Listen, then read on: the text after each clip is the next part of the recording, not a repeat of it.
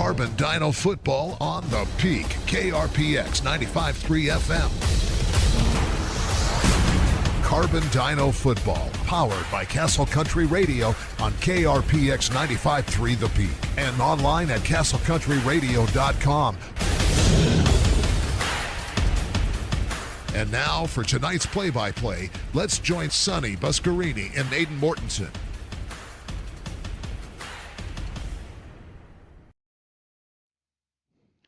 Good evening and welcome to Carbon Dino football here on 95.3 The Peak, where the Dinos play tonight. The 2025 season gets underway here at Carbon High School. ALA comes to town to play the Carbon Dinos. Hello again, everybody. I'm Sonny Buscarini, and joined by proud to say, my friend and my partner here for Carbon Dino Sports, Aidan Mortensen. Aidan, it's a pleasure to have you here for year number 2 for you. And Sonny, it's always a pleasure to be with you here in the Sutherland's broadcast booth, and I've been waiting for this all summer long, Sonny. I feel like someone has opened up and the light is shining down again. Not literally, we got a bit of an overcast day with us today, but it's going to be a great day for some football as your Carbon Dinos prepare to take on the Eagles of American Leadership Academy. Football season is here. We're excited for it, and we're excited about some ways that you can watch our broadcast as well as listen on 95.3 The Peak, and I'm going to let Aidan explain to you exactly how you can stream and watch the game while we broadcast it for you here. And Sonny, like you mentioned, we got lots of new ways to do that. We've been working on that over the off season. Not only can you listen to our normal radio broadcast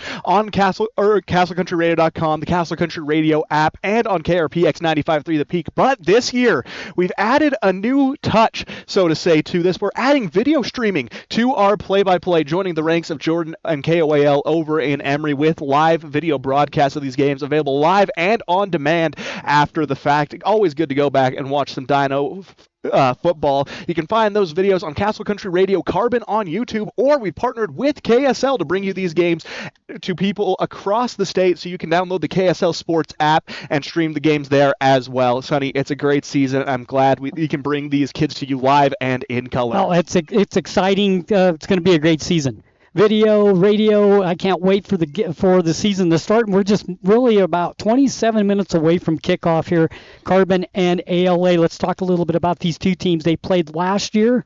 One of the best high school games I ever seen. The Dinos came away with a walk-off 41-40 win. Oh my goodness, Sonny, when you say that is one of the best high school games you've ever seen, that's not an understatement. That was such a thrilling game from start to finish. High-powered offenses on both sides. Last-second walk-off touchdown by Alik Lang to end that game 41-40. Such a good showing from the Dinos and a great way to open up a fresh season under a new head coach. But, Sonny, they're trying to repeat history again tonight. Another game to open the season against ALA. Not only that, another new head coach, Coach Nick Milovich, taking the reins for the Dinos this season, looking to instill a new offense into the squad for these seniors on the team. This is the third coach in 3 years they've had. That's an adjustment for these players, but if anything, they've shown that they're up to the task. Yeah, they're going to be running a shotgun wing T. That's what we'll be watching on the offensive side for the Carbon Dinos. Yeah, Coach Milovich, I had the opportunity to talk to him just a week ago. He was talking about the wing T. He says he loves pulling people and getting that misdirection going, and he thinks he has the personnel to be good with that. And looking at the field right now, Sonny,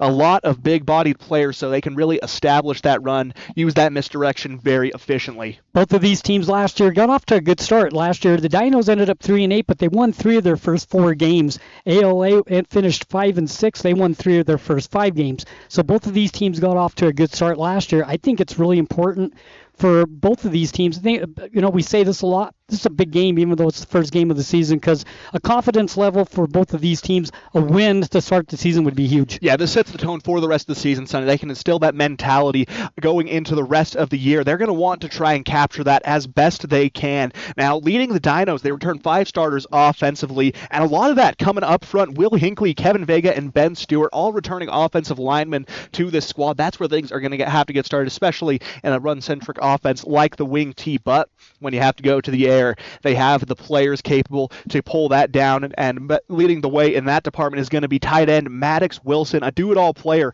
Last season, Sonny, finished with 455 all-purpose yards and 6 touchdowns. He was a focal point of the offense throughout the year, and he was only a junior, so it's exciting to see what he's going to be able to do as a senior, especially with all the time he's been putting in the weight room leading up to this point. Yeah, I think we'll be saying his name a lot this year.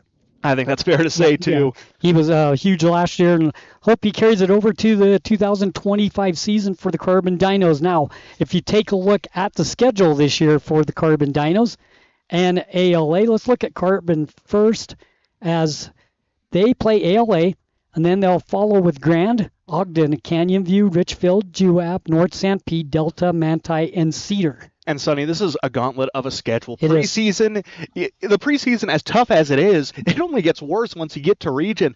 Carbon's region in football is just a brutal slog to get through. I mean, you kick off with Canyon View, Richfield, Juab. You play some of the top teams in the 3A classification over the course of the year. So the Dinos are going to want to get that winning mentality started early so that they can carry that over into region play. Yeah, because that can help you with the RPI rankings when you play a schedule like the Dinos play. Yeah, no, and the RPI, the almighty, that makes every game matter. Win or lose, you want to be booking the toughest teams you can. If you want to come away with wins, but overall, you want to have that tough schedule to help do you some favors as you get closer and closer to postseason play. And taking a look at ALA's schedule, they start here tonight on the road against Carbon, then they play Parowan, White Pine, Grand County, South Sevier, Summit Academy, Providence Hall, South Summit, Layton Christian, Judge Memorial. And that's another gauntlet of a region schedule. Yes. That's the problem you have when you play 2A, 3A football, is that you think because the schools are smaller, the talent's going to be lesser. That's just not the case.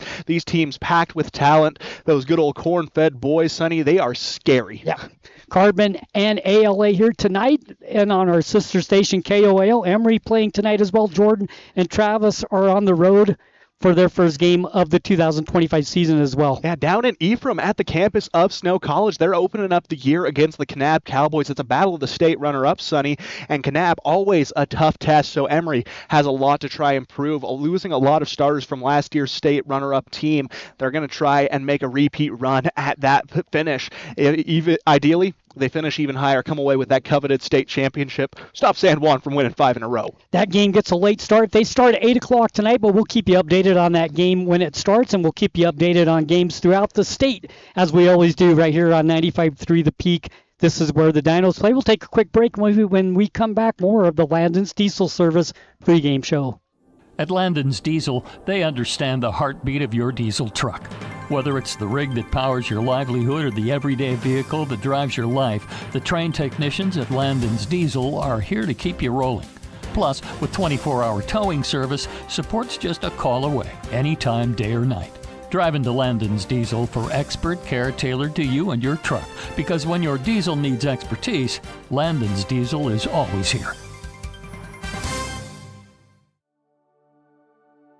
At A Perfect Smile, they specialize in transforming your smile with precision and care. From porcelain veneers and dental implants to orthodontics, crowns, and bridges, their expertise covers every aspect of general and cosmetic dentistry. Dr. Jackson and his team are here to address even the most challenging dental concerns, helping you achieve a smile you'll love. Ready for a smile makeover? Call A Perfect Smile today, 637-2100, to schedule an appointment. Looking for the perfect mattress? We've got you covered. At Bill's Home Furnishings, we have the largest selection of mattresses in eastern Utah, including the highly rated Serta Perfect Sleeper. And when it comes to price, we're competitive with anywhere in the state. But we're more than just mattresses. From quality furniture and home accessories to reliable appliances, we've got everything you need to make your house a home. Stop by Bill's Home Furnishings today, where selection, savings, and service meet. Right here in eastern Utah. Looking for financial solutions? At Cache Valley Bank, they're here to help.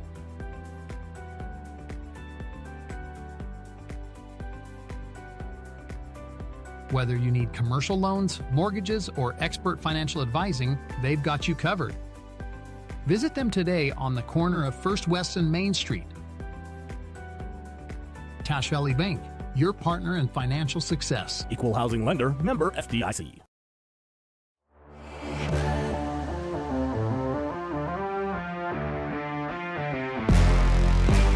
I'm Will Hinckley, number 66.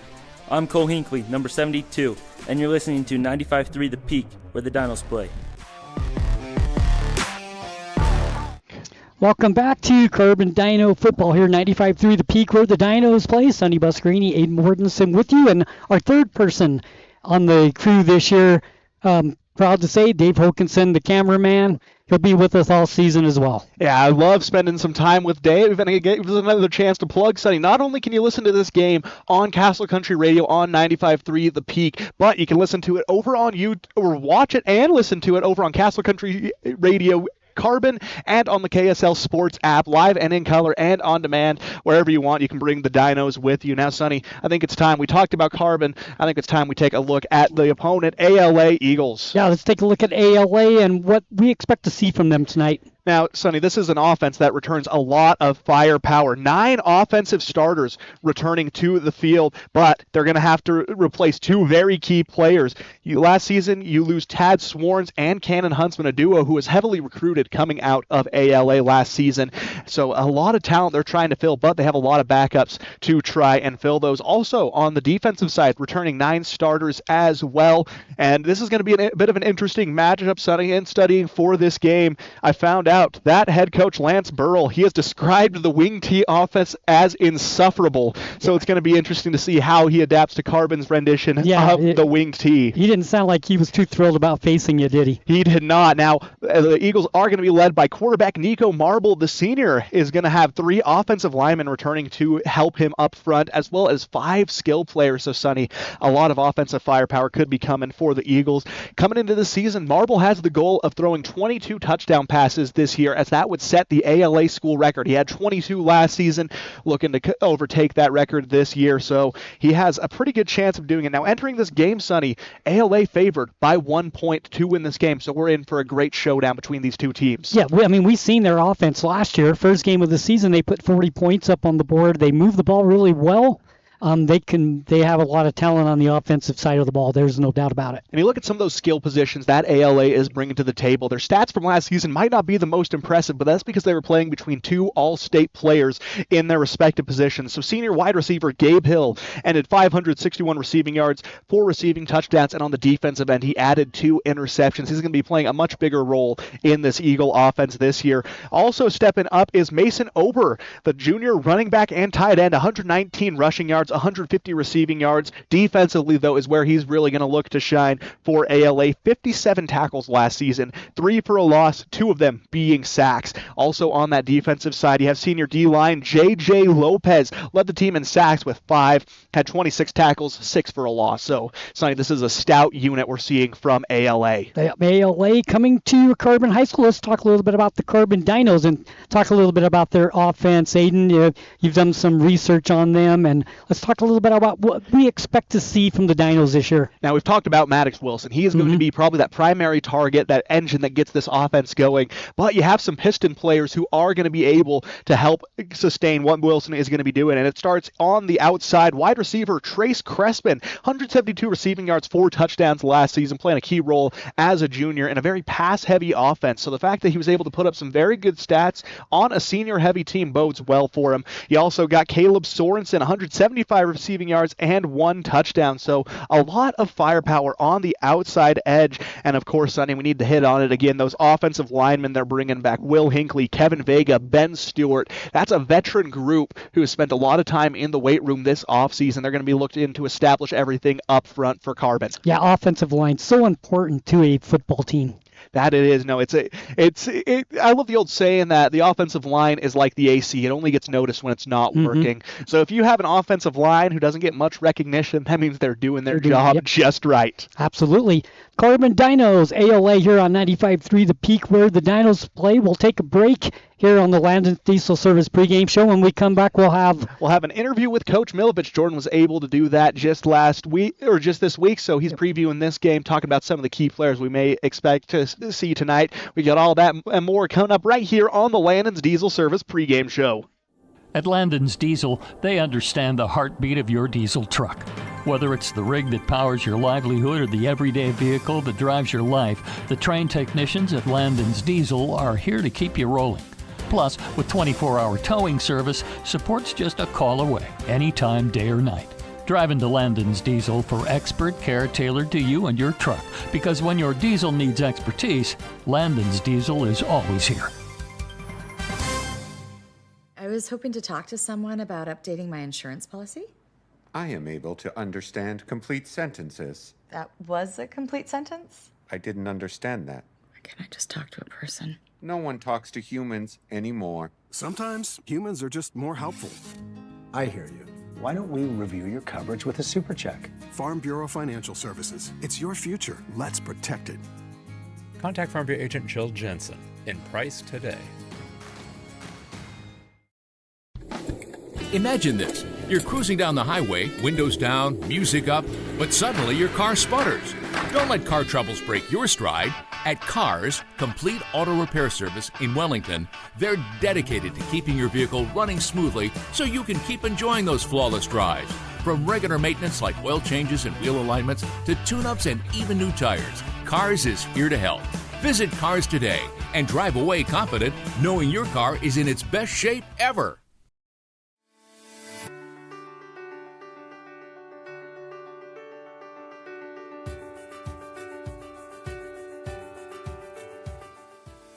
Hi, I'm Dr. Daniel Kelly, owner of Castle Valley Orthodontics. What's keeping you from having a perfect smile? We understand what you want from a local orthodontist. And here at Castle Valley Orthodontics, you'll be treated like family. Call Castle Valley Orthodontics at 637-2222 for a free consultation.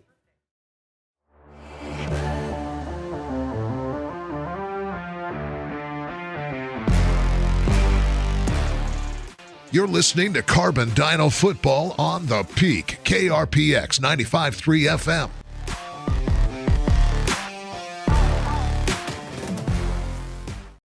Joining us right now over the phone, we have head coach Nick Milovich. And, Coach, it's great to get you back on as we prepare for the season opener this week. Thank you.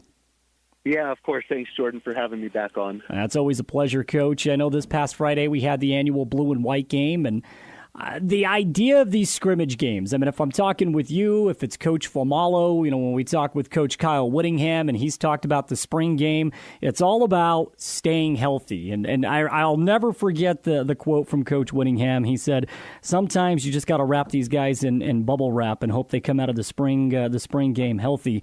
Well, unfortunately, you guys did run into a few injury bugs, but outside of that, how did you kind of assess the way the team looked during the blue and white game?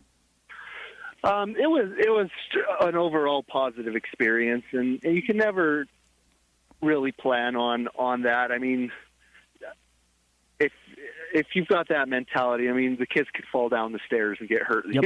and so you just got to go in and control what we can control and things like that. And unfortunately, we just had a bad step, but we'll adjust, next man up mentality, and we're wishing Carter a quick recovery from his injury, and hopefully it's nothing too serious. But overall, I thought it was awesome. The community support was incredible. I just wanted to thank everyone from Carbon County coming and supporting us. I saw wonderful things offensively and defensively from both groups, not only starters, but the reserves as well. The young kids looked fantastic. I can't wait to see them come up through the program. We've got some awesome talent that people should really, really be excited for. And anyone that's really kind of on the fence of playing for Carbon High School, you should really get on board, both parents and athletes and things like that, because we've got some awesome things for years to come. So I'm really pleased with the coaches, the preparation, the kids, and the respect they have for each other. The officials that came out, I wanted to thank them as well for dealing with kind of a different format that we had this year, and rolling with the punches there. Coach, if we talk about both sides of the ball, let's start with the offense, because I know this is kind of your baby in a sense, right? I remember talking with you when you were once the offensive coordinator for Carbon High School. It will be a little bit of a different look from last season. I know if you just look at the personnel, there were a lot of skill position players, a lot of athletic skill position players that you got to work with once upon a time that have moved on graduation-wise. And so when you take a look at this group, who are some of the dynamic standout players that you have high expectations for that can push this offense forward? Absolutely. Yeah, it will be a little bit different from last year. They aired out the ball quite a bit, and not to say that we can't throw the ball. We have trust in our quarterbacks and things like that to get the ball where it needs to go. But just looking at this year's roster and things like that, we have so much speed, and I guess toughness. And when I think of that, I can't help but think of a good, solid running game and things like that. Now, we've got some awesome runners. Tager Timothy at our wing back, Dexter Packard at the running back, and also the new addition to Jordan Nichols, trusting us enough to come and play in, and he is a dynamic, tough runner.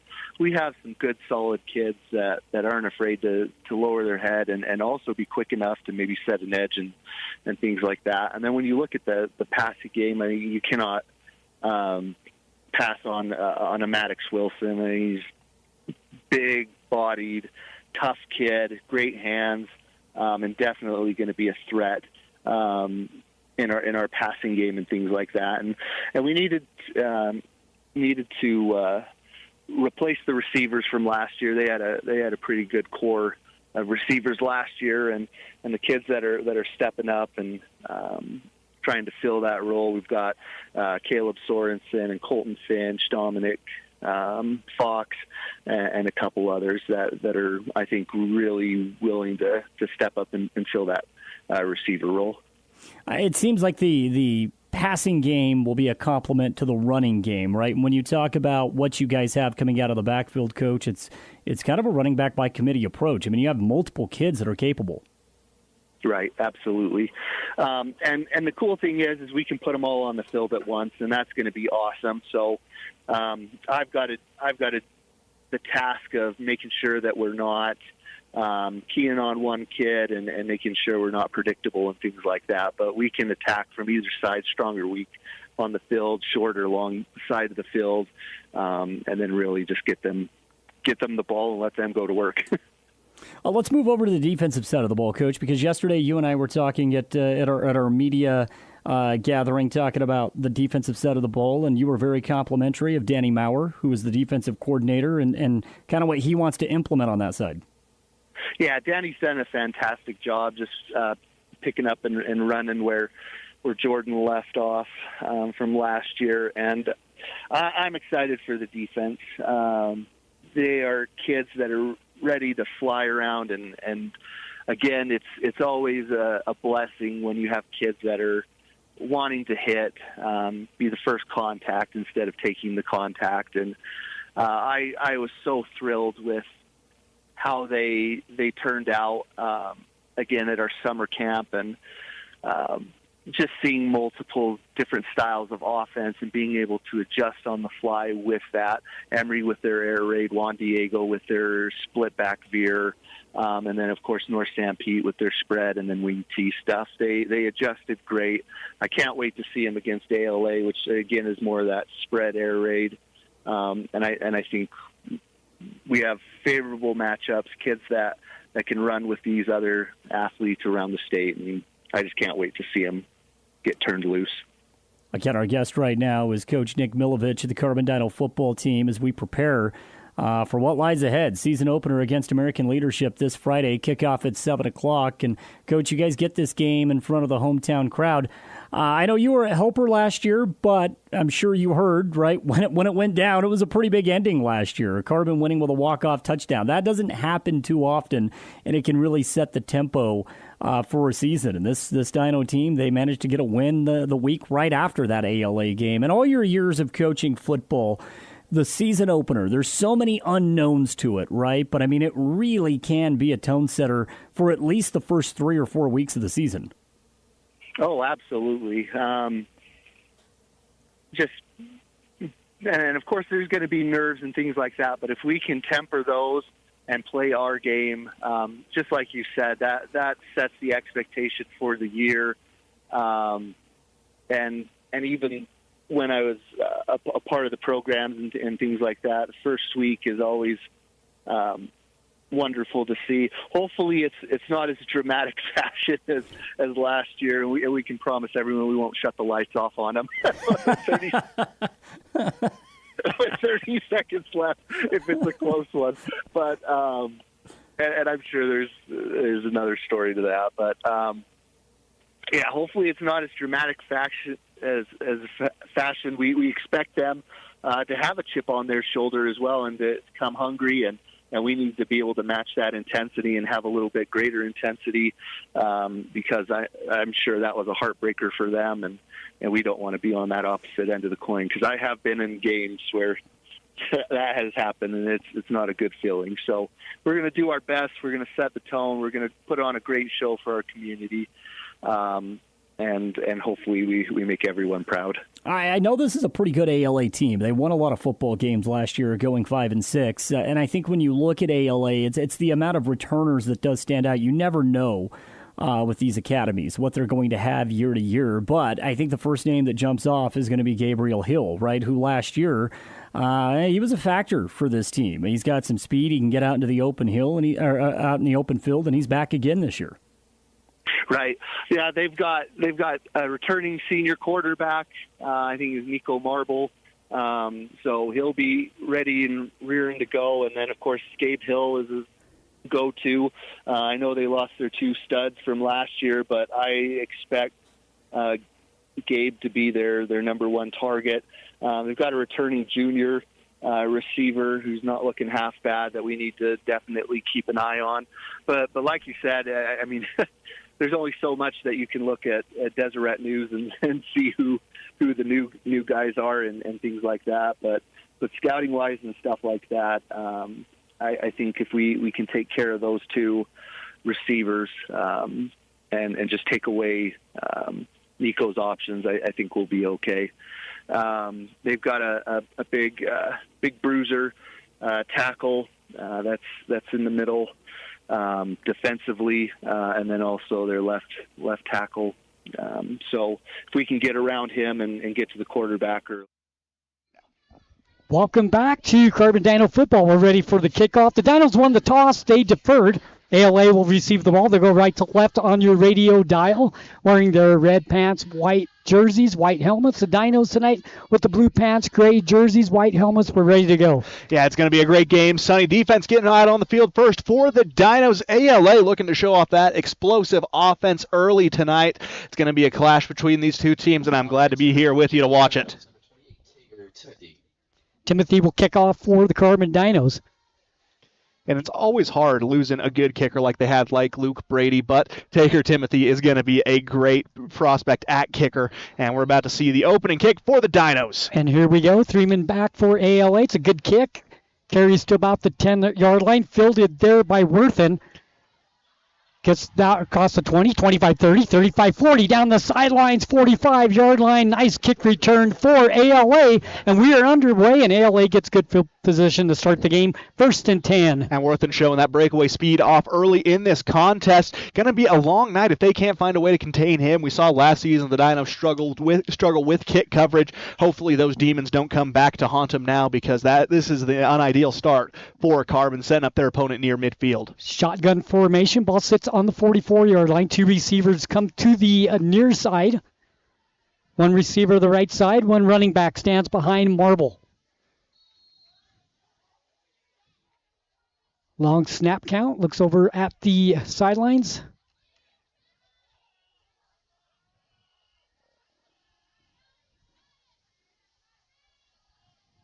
Continues to wait. Man in motion goes away from us. There's the snap and a whistle before the play starts. And what do we got? Let's see what they call, because this might be some great discipline we just saw from the Dinos. Delay a game, and it is. Yeah, no, lots of miscommunication there from ALA. Coach wanted one thing, couldn't communicate that with his quarterback or his players fast enough, and as a result, they lose some pretty good field position, knocking them back about 5 yards to the 39-yard line.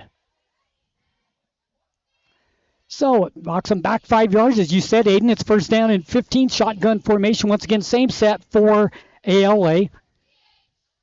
Handoff goes up the middle now to the right side. Some running room, caught the 45-50 in Dino territory of the 49-yard line. Goes Mason Ober, and it'll be a nice pickup to get the 5 yards back, and plus making it a 2nd and manageable. That was a great job by the offensive line of ALA to open up a hole for Ober. He found his gap, and he took it, picks up a nice gain. No huddle offense. Give it to him again. Running room again up the middle, across the 45, down to the 42-yard line, enough for a first down and move the chains. Good read option there. Marble thinking about taking the ball for himself, decides to hand it off to Ober, and as a result, they pick up about 7, get the first down. Great offensive start, minus the delay of game penalty for ALA. It looks like they're firing on all cylinders. So first down, 10 yards to go. Ball sitting on the 44-yard line. Give it to him again. More running room across the 40 to 36-yard line. He brought down there. Nice tackle that time by the Dinos. It'll be second down and about 7. That was a good read by Ober. He sees the offensive line pancake a defensive tackle, notices that, he winds up, finds his gap, almost immediately takes it, picks up 8. Second down, 2 yards to go. Marble wants to throw. Has time now, rolls right out of the pocket. Is going to keep it, gets the first down and more. Across the 30, 25-20 down the sidelines of the 15-yard line, knocked out of bounds. First down for ALA, move the chains once again. Now Marble is a real dual threat of a quarterback. He can get it done with his arm or with his legs, and right there, no option to get it done with his arm. Decides to take a run. A great blitz, though, by the Dinos. Crespin comes flying and just can't contain Marble, and as he scrambles for another first down. Once again, no huddle offense. Quick throw out to the right side. Caught, but no gain that time. Good defensive play by the Dinos. It'll be second and 10. It was a good little jet screen action. They try and throw it out to Nicholas Eiley. He's unable to get anything with it, though. Speared almost immediately for no gain. Second down, 10 yards to go for ALA. 2 receivers to the, once again, the near side. 1 receiver to the right, shotgun, running back. Once again, it goes to Ober, and there's nothing doing there by the Dino defense, shutting that down. Pick up just of a couple on the play. It's going to be third down and about 6. And, I think those few stops they had on Marble, they spear him out of bounds. They're able to stop the jet screen and slow him down just a little bit. The Dinos defense has regained some confidence. Some gang tackling that time on that play. Marble wants to throw. Rushed out of the pocket. Here comes a flag. Thrown out into the flat. Ball caught at the 10. Breaks 1 tackle. Down to the 5. Down to the 3. Knocked out of bounds, but we got a flag back at the 20-yard line. That's usually a hold, but they're going to call face mask on the Dinos. Now, that's an unfortunate call right there. And, just unfortunate tackling on the outside there is Cale Worthen able to almost get to the goal line, breaking several tackles as he gets down there. Maddox Wilson almost had Marble, but he faked him off his feet and goes soaring through the air. It's like in basketball, Sonny. You don't want to jump. So the face mask against the Dinos.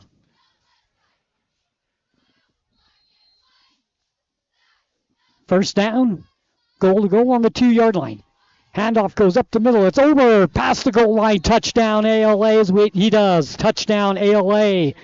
And the opening drive for ALA, they go down the field. They score with 10:03 left to play in the first quarter, 6-0 ALA. And I came into this game thinking Nico Marble was going to be the story, but right now, early on, it's shaping up to be a Mason Ober show. He dominated offensively. The Dinos just didn't have an answer for him. It took 3 or 4 Dinos each time to try and bring him down, and by then, he had already gained about 8 yards.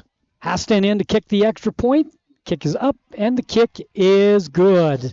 10:03 left to play in the first quarter. ALA takes the opening drive. They go right down the field. They score at 7-0. The Dinos get the ball back when we return here on 95.3 The Peak, where the Dinos play.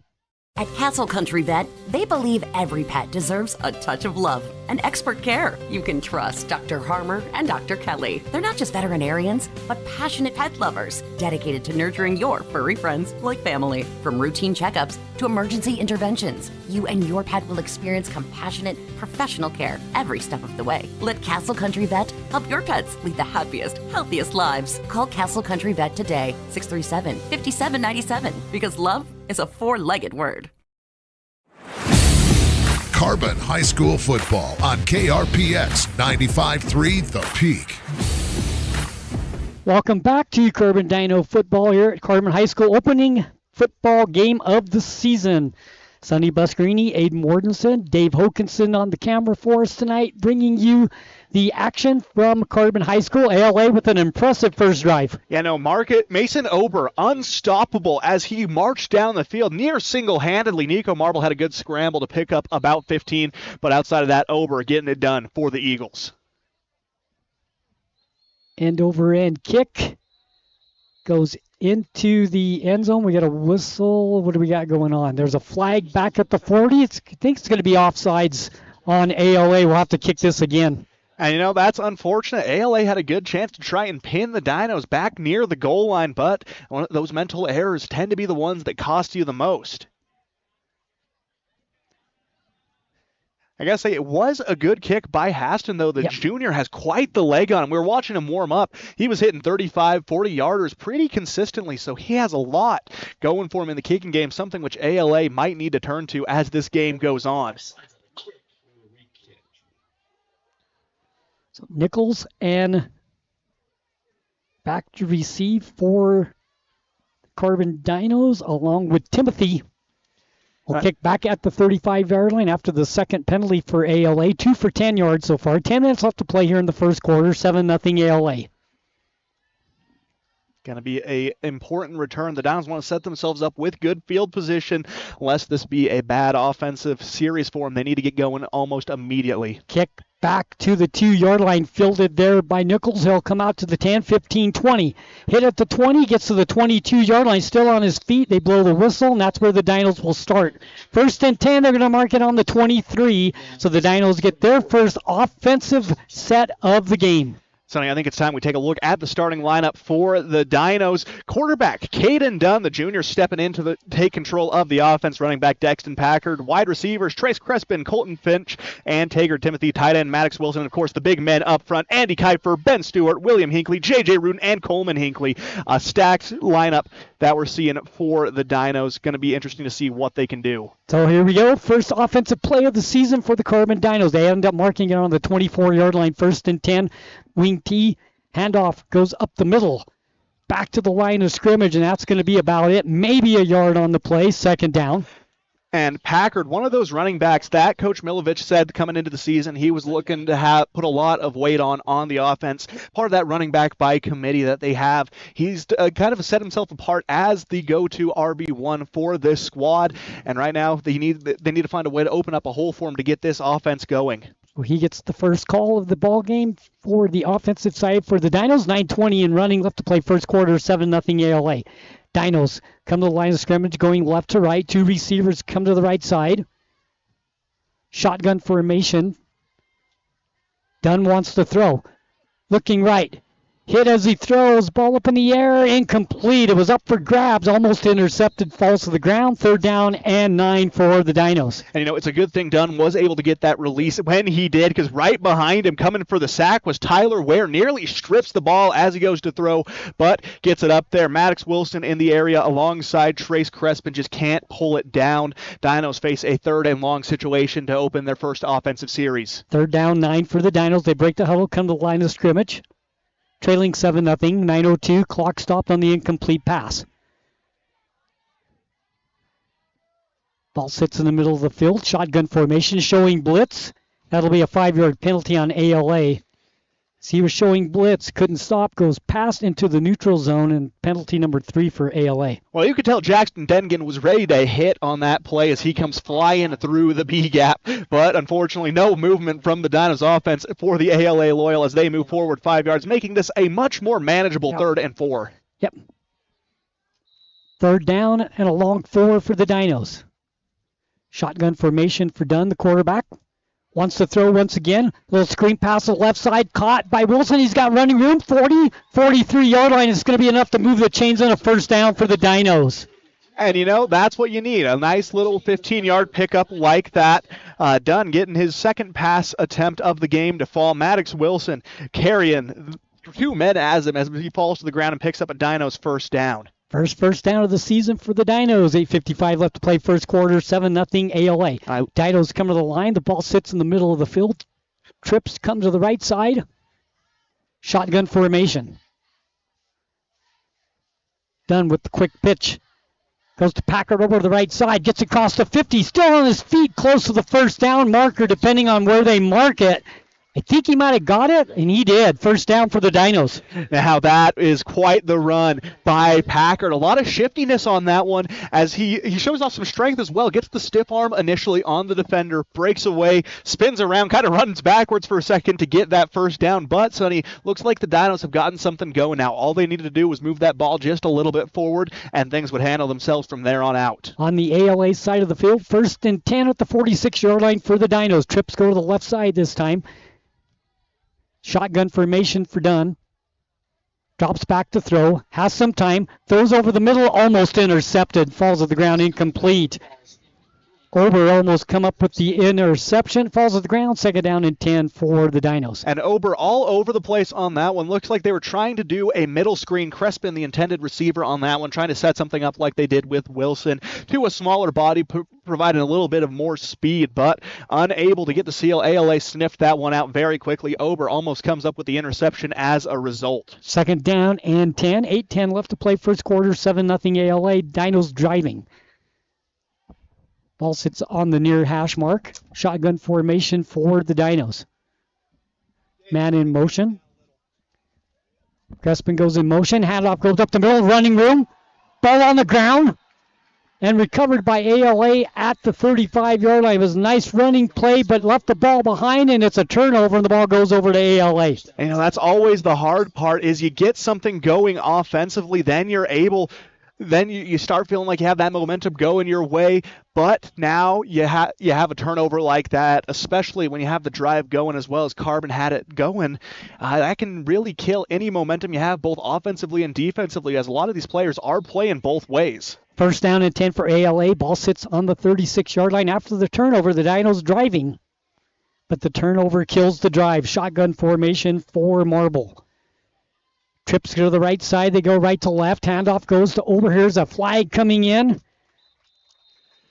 Pickup of 2 on the play, but we'll see if the flag is going to be holding on ALA. Yeah, it was a clear as day holding. You can see it from up here in the Sutherland's broadcast booth as Wilson kind of gets dragged down by his jersey as they try and collapse the pocket around him, and that's going to set ALA back a few yards. But, if you're a Dinos fan, you're going to love seeing those holding penalties go in the direction of the other team. 4th penalty on ALA for 25 yards. 7:59 left to play in the first quarter. 7-0 ALA. Ball sitting on the 26-yard line. Trips go to the right side.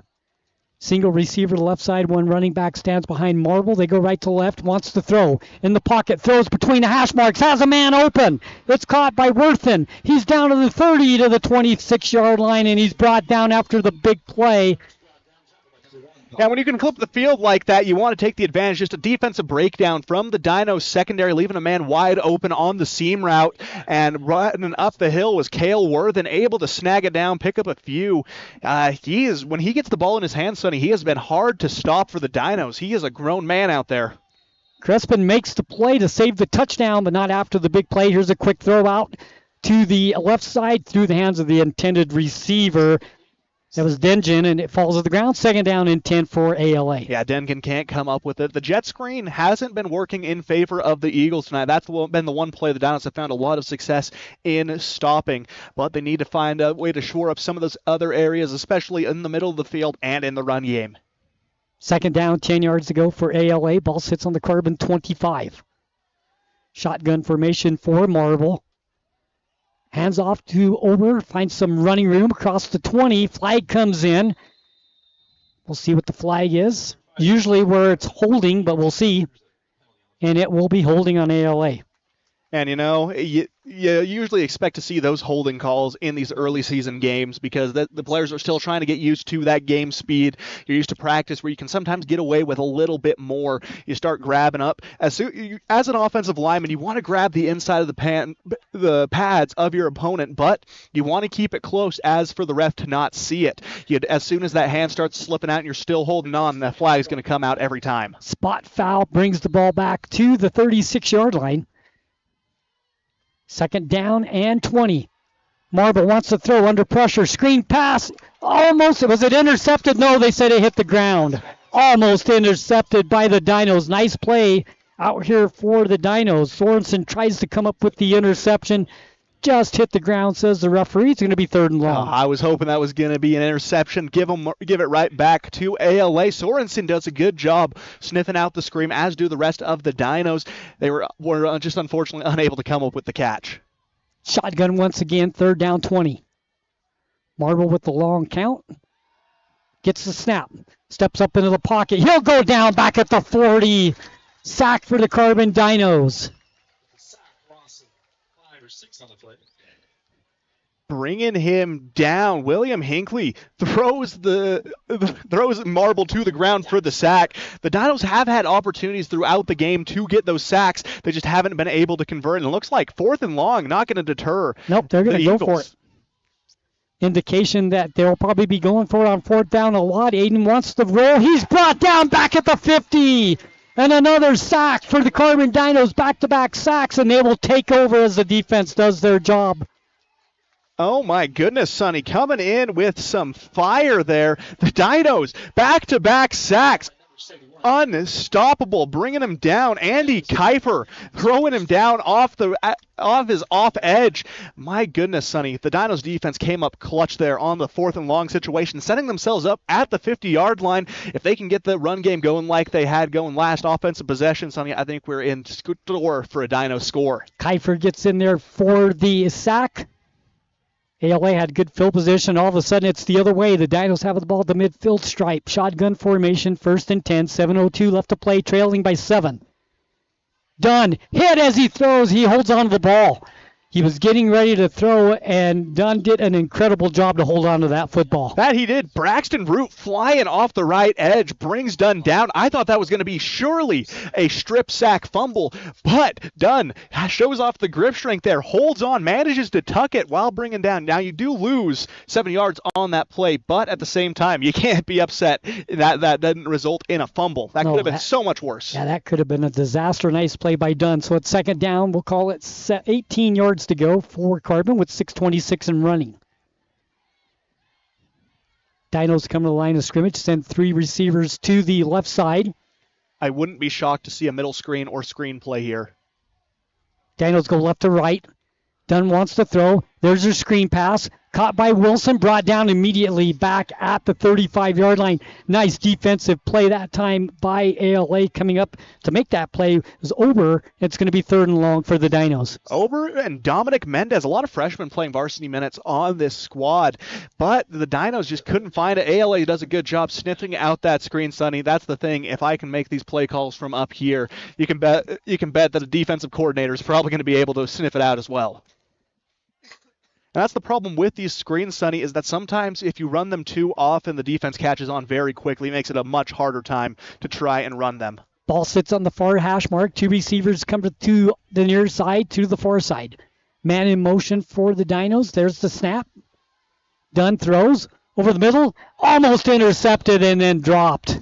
Cole Clayson just can't get his hands on it right there. Bread basket, can of corn right in his pocket, but can't come down with it. Dinos face 4th and long, and unlike ALA, Sonny, I don't think they're going to go for it. Dinos get a break there because if he catches that ball, he had no one. It's 6. No one around him. He would have been a clear shot for the end zone. And Sonny, on the offensive side of things, you need those tackles to get a little more depth as they go into their pass block sets.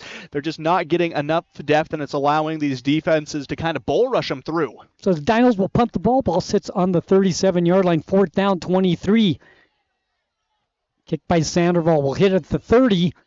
Bounces for the 25. Good kick as it goes out of bounds at the 21-yard line. No return. So ALA will have 79 yards to go when we come back. It's 7-0. ALA 5:12 left to play first quarter. Carbon Dino football. 95-3 the Peak, where the Dinos play. At Clean Cut Roofing and Siding, they believe every home deserves to look its best. Since 2003, Clean Cut Roofing and Siding has been transforming homes and businesses with precision and care, ensuring your peace of mind with every shingle and siding panel installed.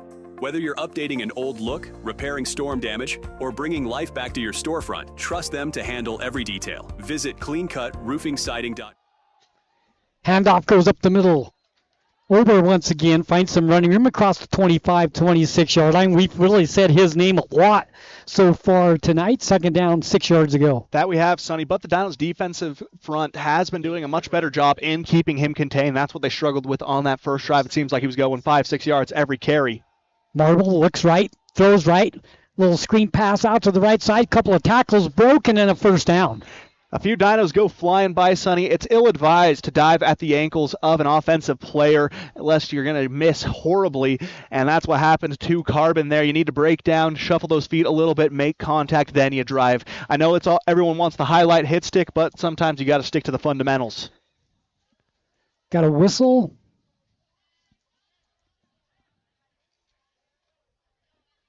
Looks like a whistle going. Eiley made the catch on that last play. Looks like they just had to readjust something. Ball stays in the same place. So there's the snap. Handoff goes once again up the middle to Ober, and he'll have a gain of 1. Nice defensive play that time by the Dinos. No, you could tell that first drive by ALA, the Dinos had to shake a few jitters out because they just weren't firing off. They weren't coming off aggressively. Now they're firing off. They're getting into their assignments, and they're holding those gaps very well, resulting in a lot less success for Ober. 2nd and 9, Larson on the stop for the Dinos. ALA goes right to left. 2 receivers out to the left side. Screen pass incomplete over through his intended receiver, Clayson.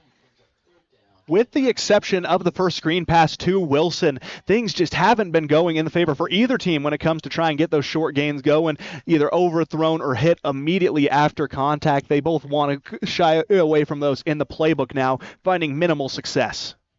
3rd down, 9. Way to the left side, they send the receiver. Marble wants to throw.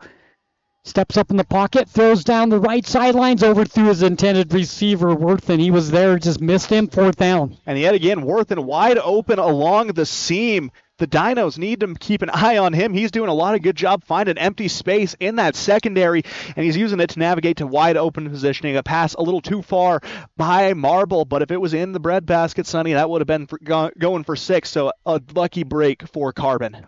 4th down, they'll punt the ball away. Back to receive the kick for the Dinos is Jordan Nichols. Nichols has a lot of speed on these returns. I'd expect him to get to about the 40, 50-yard line. Low snap could be trouble. Brought down at the 15-yard line. The Dinos take over in the red zone. Big Maddox Wilson coming in for the big play, setting the Dinos up in the red zone. And that's what I love about Maddox. He gets that massive play. He doesn't celebrate. That man is a consummate professional. Love to see him on the field as he goes and does what he does best, and that's hit somebody. So the fumbled snap, ALA had no chance after that. Wilson was right there to make the stop, and it's 1st and 10 for the Dinos on the 18-yard line in the red zone with 3:53 left to play in the first quarter, trailing 7-0. I've stood next to Maddox Wilson. He's an intimidating figure without pads. I can't imagine what it looks like as he's flying towards you with the intent to put you into the ground. Ball sits on the 4 hash mark. Dinos go left to right. Shotgun formation for Dunn. Handoff goes up the middle to Packard. He'll pick up maybe a couple, give him 1. Maybe 2, 2nd down and long for the Dinos. Packard's been doing a good job if he can get a hole open for him. The offensive line trying to find a way to establish that run, but the defensive line play of American leadership has been stifling so far. You see him every passing play. They're flying off the edges. They're doing a good job in trying to keep him contained. If the Dinos want to counter that, you'd expect to see him run a bit of a draw, have Dunn drop back, let the edges come, and then sprint forward. I believe it was Lopez on the stop for ALA. Trips come to the right side. 2nd down for the Dinos. Shotgun. Dunn looks that way. Quick throw out. Incomplete. Ball intended for Finch, and it falls to the ground, so it'll be 3rd down and 9 for the Dinos. And again, neither team able to find much success with the jet screen. That's been the biggest weakness is those screen plays. With the exception of the first by Maddox Wilson, since then, Sonny, no success has been had in that department. You're going to want to break off more run plays, it looks like, because both teams have seemingly figured out that part of their offense. Well, it seems like it's there. They're not executing the pass. Oh, absolutely. It seems like that pass goes soaring over. Yeah. But, you have a lot of pressure on you. Those are plays where the offensive line is instructed to let their defender past them, so you got to make a decision and quick. 3rd down, whistle.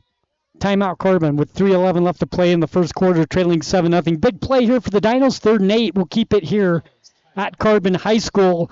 And so far, the opening drive of the game, ALA took it. I believe it was a 63-yard drive, if I'm not mistaken, to score first. And since then, it's been a defensive battle, 7-0 ALA. Yeah, it has been a true battle, Sonny. The defense is shining for both teams. The front five on each squad has been disruptive, is the best word to put it, because they have just not allowed anything. After that first big series by Ober, we haven't seen much from him. The Dinos defense has done a good job keeping him in check. For Carbon, though, Maddox Wilson has been doing a lot to try and keep this team going. He's got 1 reception for 15 yards. That was that screen pass we keep alluding to, and he had the big play to set the Dinos up in the red zone, taking advantage of a muffed snap, able to tackle the punter within the 20-yard line and set the Dinos up in scoring position.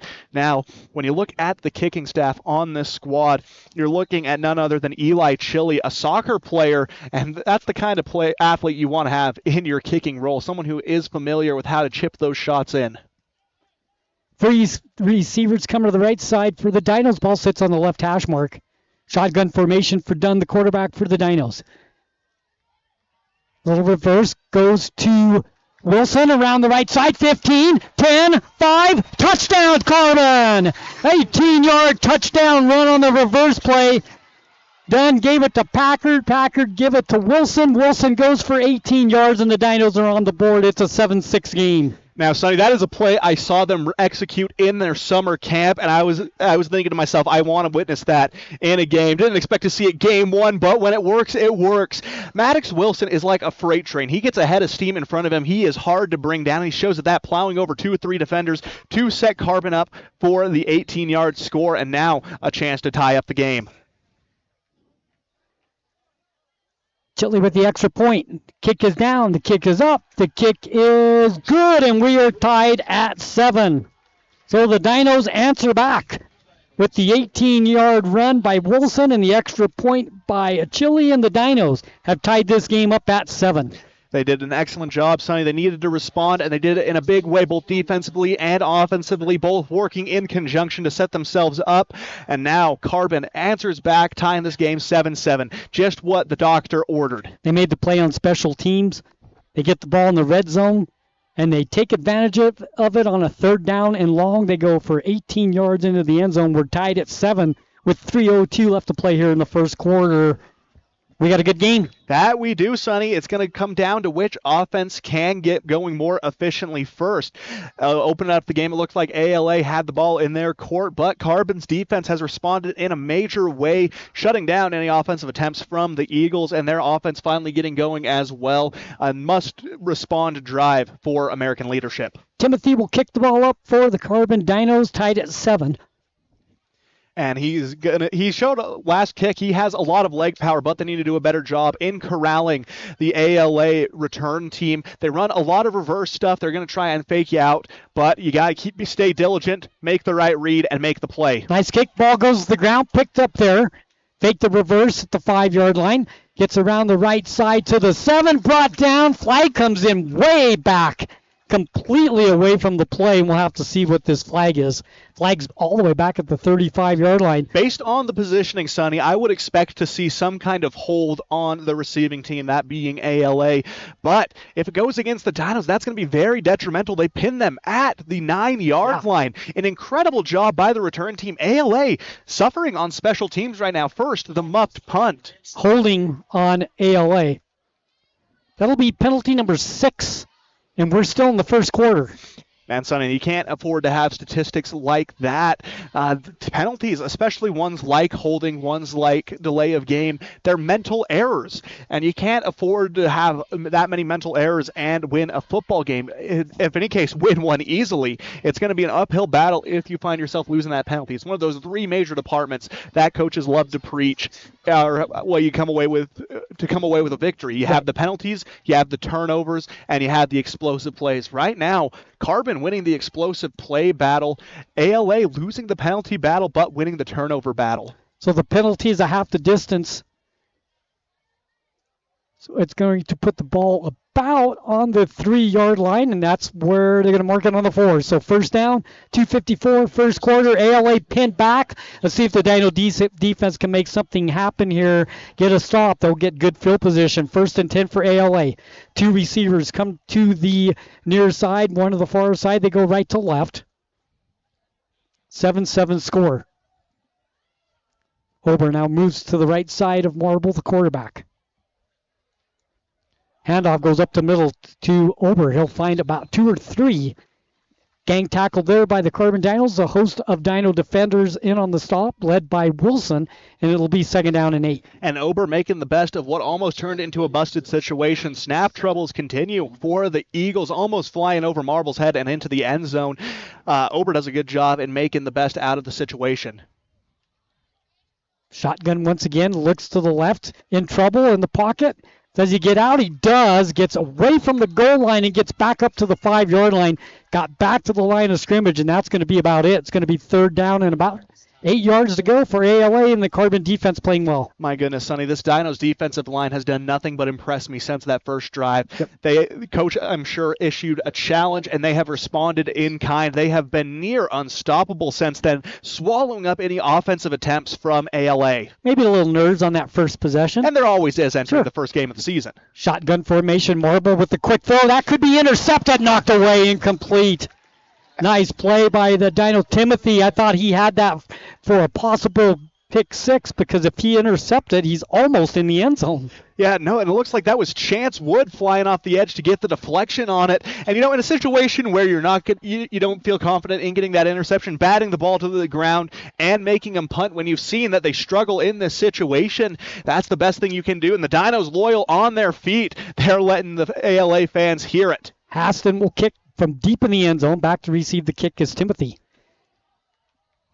Quick kick, it bounces, gets a good bounce, quick picked up by Timothy, and he goes to the ground. That's a good play.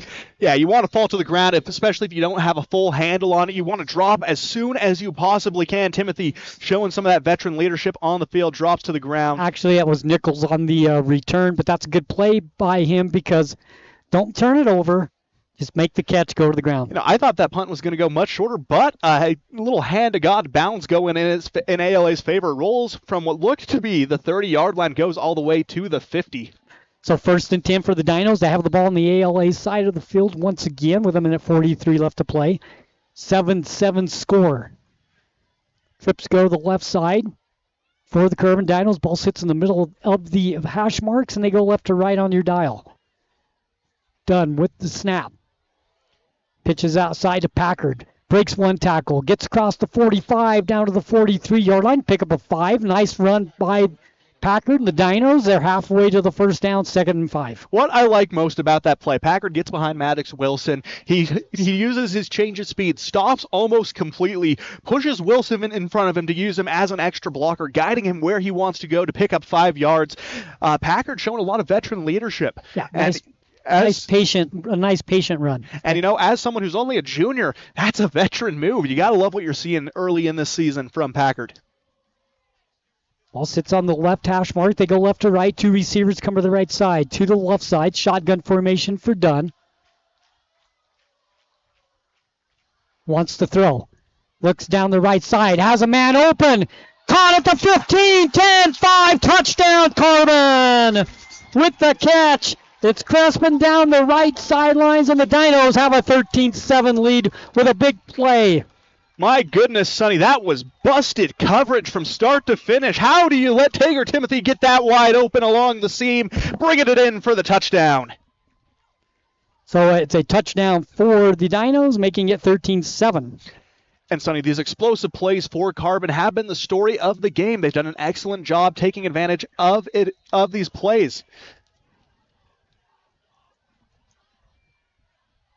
The extra point, but Chile is down. It's up, and it is good. 45 seconds left to play. First quarter, the Dinos take a 14-7 lead, scoring 14 straight. And oh my goodness, Sonny, that once they got going, they really got going. Maddox Wilson scores first on the reverse. Crespin, 48-yard receiving touchdown. A beautiful ball by Dunn along the outside of the field, bringing them to their first advantage of the game with 45 seconds left in the first quarter. Ever since that first drive, Sonny, where they had the turnover in their own territory, they have been lights out offensively. Yep. So the Dinos strike fast. 2 touchdowns quickly to take a 14-7 lead. Nice throw by Dunn. He just laid it right out there for Crespin to make the catch, and he had time to throw the ball as well. So just a good offensive play all around for the Carbon Dinos. Now, you got to give a lot of credit on that play to right tackle Cole Hinckley. He did an excellent job sealing that edge. No pressure coming to the blind side of Dunn. Flies up and over, and a touchdown for Carbon.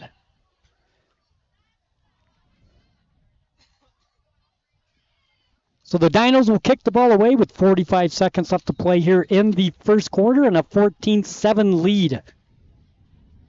Remember, ALA scored first on their first offensive possession of the game. They went right down the field, but since then, it's been all Dinos. It's been silent ever since, Sonny.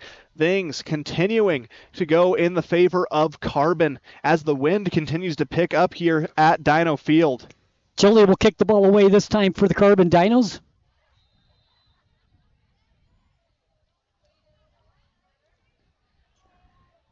Good kick, covered at the 10-yard line.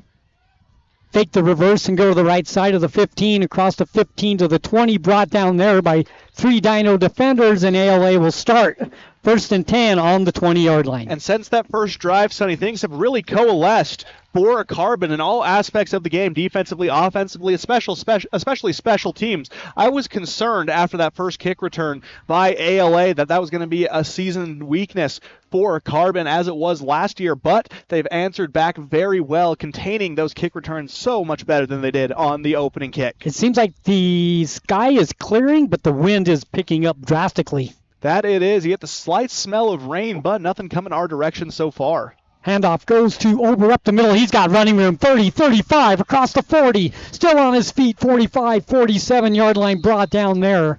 Not before a big first down. Coming up to make the stop for the Carbon Dinos is Nichols, and it'll be 1st and 10. A 25-yard rumble-tumble run coming courtesy of Ober. I like his slight changes of direction. He doesn't do anything too drastic, just enough to dodge defenders. But in the end, the Dinos take 3 or 4 defenders to bring him down, but not before he reaches the 45-yard line.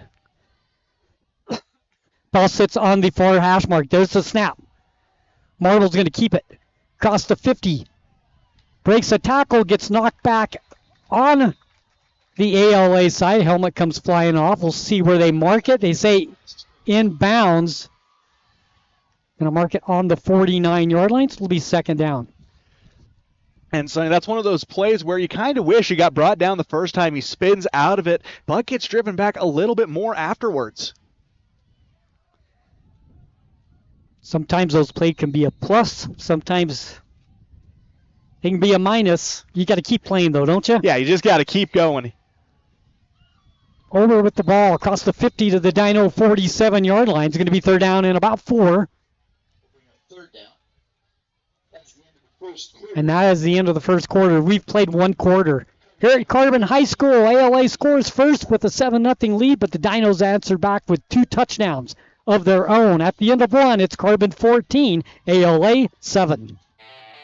Discover peace of mind with Don's Hometown Insurance, now even closer to home at their new location, 58 West Main Street in Price. Connect directly with friendly agents ready to tailor a package just for you. Imagine bundling your home, auto, and life insurance, simplifying your life while maximizing your savings. Experience personalized service designed to protect what matters most to you. Visit Don's Hometown Insurance today and feel the difference. Carbon High School football on KRPX 95.3 The Peak.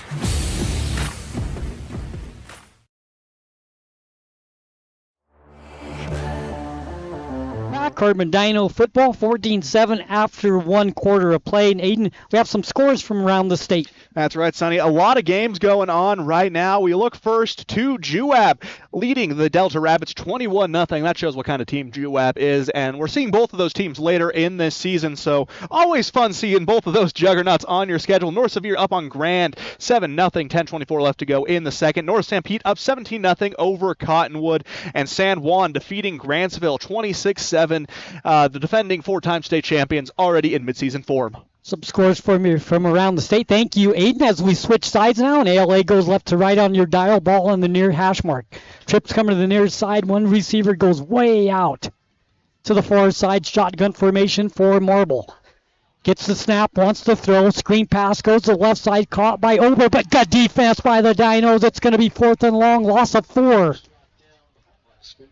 My goodness, Sonny, they sniffed out that screen very well. They do a good job applying some initial pressure on that one, and they continue to, but hanging back is Ricky Sandoval, able to sniff it out, lays him out, puts up the 4th and 9. ALA going for it, though. Yep, they're going to go for it. Dinos were ready for a punt. They now come back up.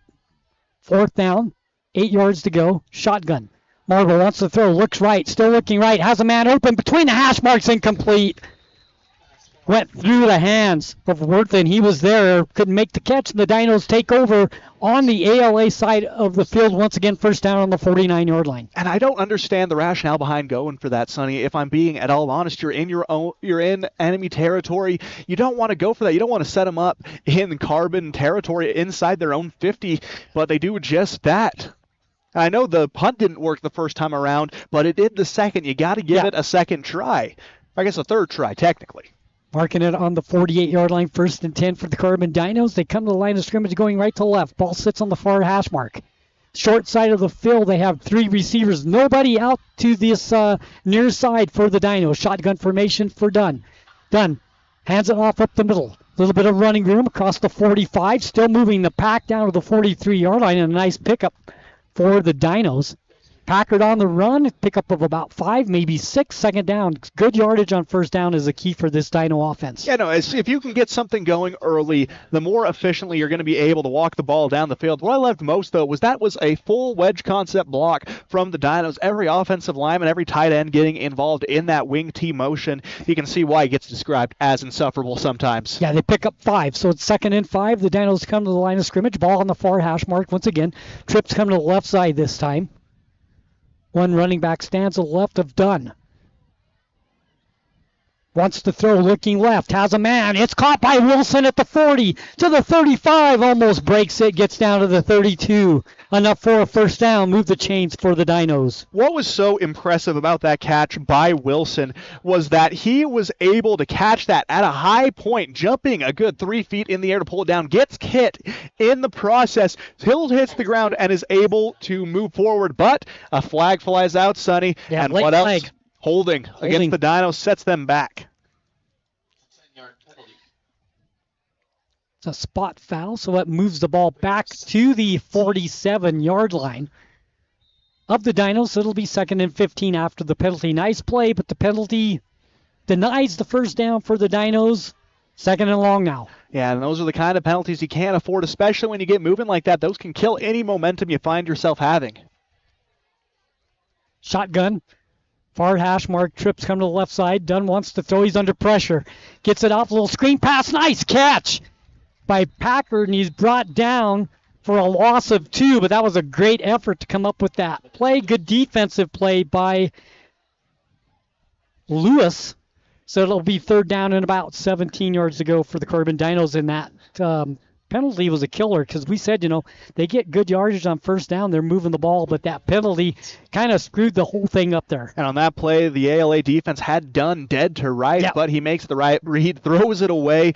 Packard tries to make something out of nothing, ends up losing 2 yards, but better than the result of the sack. So we have 3rd down, 18 yards to go, 14-7 the score with 9:28 left to play. Ball on the near hash mark for the Dinos. They'll have trips going to the far side. Near side has Wilson. Whistle and a flag. It's got to be delay where the flag come from, and it is. And like we talked about, Sonny, you get one of those holding penalties, kills not only the momentum, but it can also lead to other mental errors like that as they move 5 yards further from that 1st down marker. So now we got 3rd and 23. Shotgun trips once again to the right side. Dunn wants to throw, looks to the right side, has time, throws down the field, has a couple of receivers there. It is caught by the Dinos down at the 22-yard line. Oh, my goodness, Sonny. They mossed the poor ALA defender. He was playing 3-on-1 over there.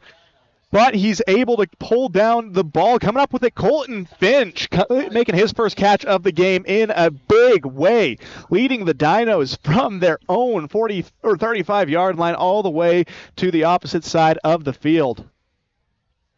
Dunn threw the ball up there. He gave his receiver a chance to come down with it, and it's exactly what he did. First down and 10. The ball sits on the ALA 22. And that was a great play by Finch, tracking the ball despite the defender being right in his face, pulling it up over his head and getting the big gain for Carbon. Trips left side, ball on the 4 hash mark. Dunn hands the ball off. Packard, he's got running room. Up the middle, across the 15, close to the 10-yard line, moves the pack forward. They're going to mark it at the 12.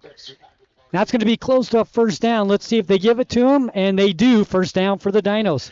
And, Sonny, they recovered very well from those mental errors, those penalties that set them back so far, and making them face a 3rd and 23 situation since then. Able to bounce back, lead the ball down the field, doing an excellent job maintaining composure. So the Dinos in the red zone. First down.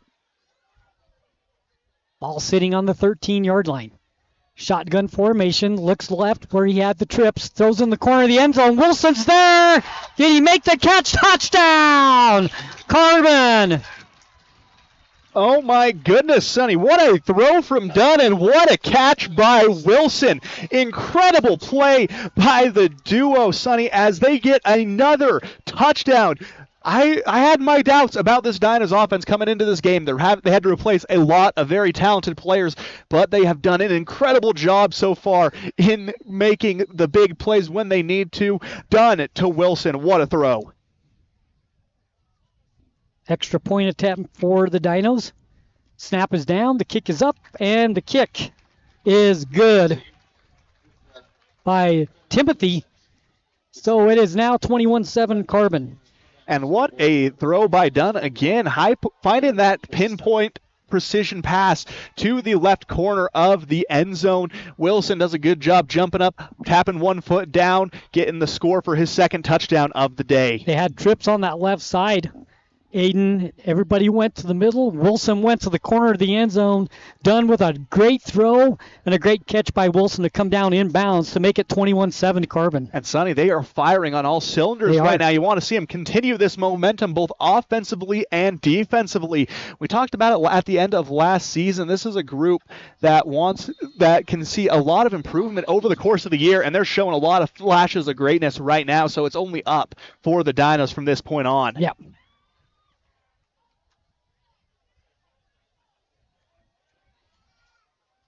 So Dunn with his second touchdown pass of the day. 2 touchdown passes for Dunn, 2 touchdowns for Wilson, receiving and a rushing. First on that beautiful reverse by the Dinos. The second coming by way of that recent pass by Dunn. That's a duo that you want to see develop a lot of chemistry over the season. Maddox Wilson, already a freak of nature, and if you can find a way to get him the ball that consistently in places where no defender is sitting, you're setting yourself up for a whole lot of success on the offensive side of the ball. 8:16 left to play in the second quarter, and so far Dunn has stepped in at quarterback, and he has played a good game. He has. No, he's coming in for an injury kind of last second, but he has taken that responsibility, and he has done an excellent job in this game so far. Ball goes into the end zone, will come out to the 20. ALA will start from there. The field position for the Dinos has been much better than ALA's. They've taken advantage of it. They lead 21-7. After that first drive where ALA was able to start at the 50-yard line, they just haven't been able to find a lot of success on kick returns. Getting pinned back near the goal line, getting pinned on the 10, the 20. They just haven't been able to replicate that same success. And I think we can attribute that again, Sonny, to just the jitters that come with any high school football game. Sure.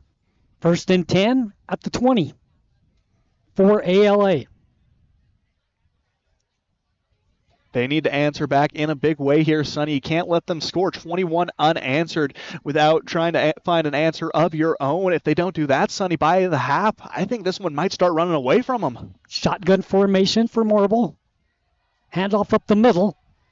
Ober has some running room. Across the 25-30, gets to the outside 35 and brought down at the 38-yard line. Nice pickup and a first down on the play. Coming up to make the stop for the Dinos was Tusher. And a good 15-yard scamper there by Ober, navigating the field, finding his cuts, making the right timing. When he can get a hole, he can make a whole lot happen with his legs, but the Dinos just haven't been allowing him much room. Marble with the quick throw out to the left side, ball caught, but no gain on the play. It was a nice defense by the Dinos, maybe one. Might have drugged the pack, maybe even for 2, but a short gain, 2nd and 8. Yeah, nothing significant. Dinos on those screen passes, especially on the jet screens, have done a great job in applying pressure almost immediately after the catch. Wortham with the catch. 2nd down, 8:7:40 left to play here in the first half, 21-7. Marble has the ball off to Ober.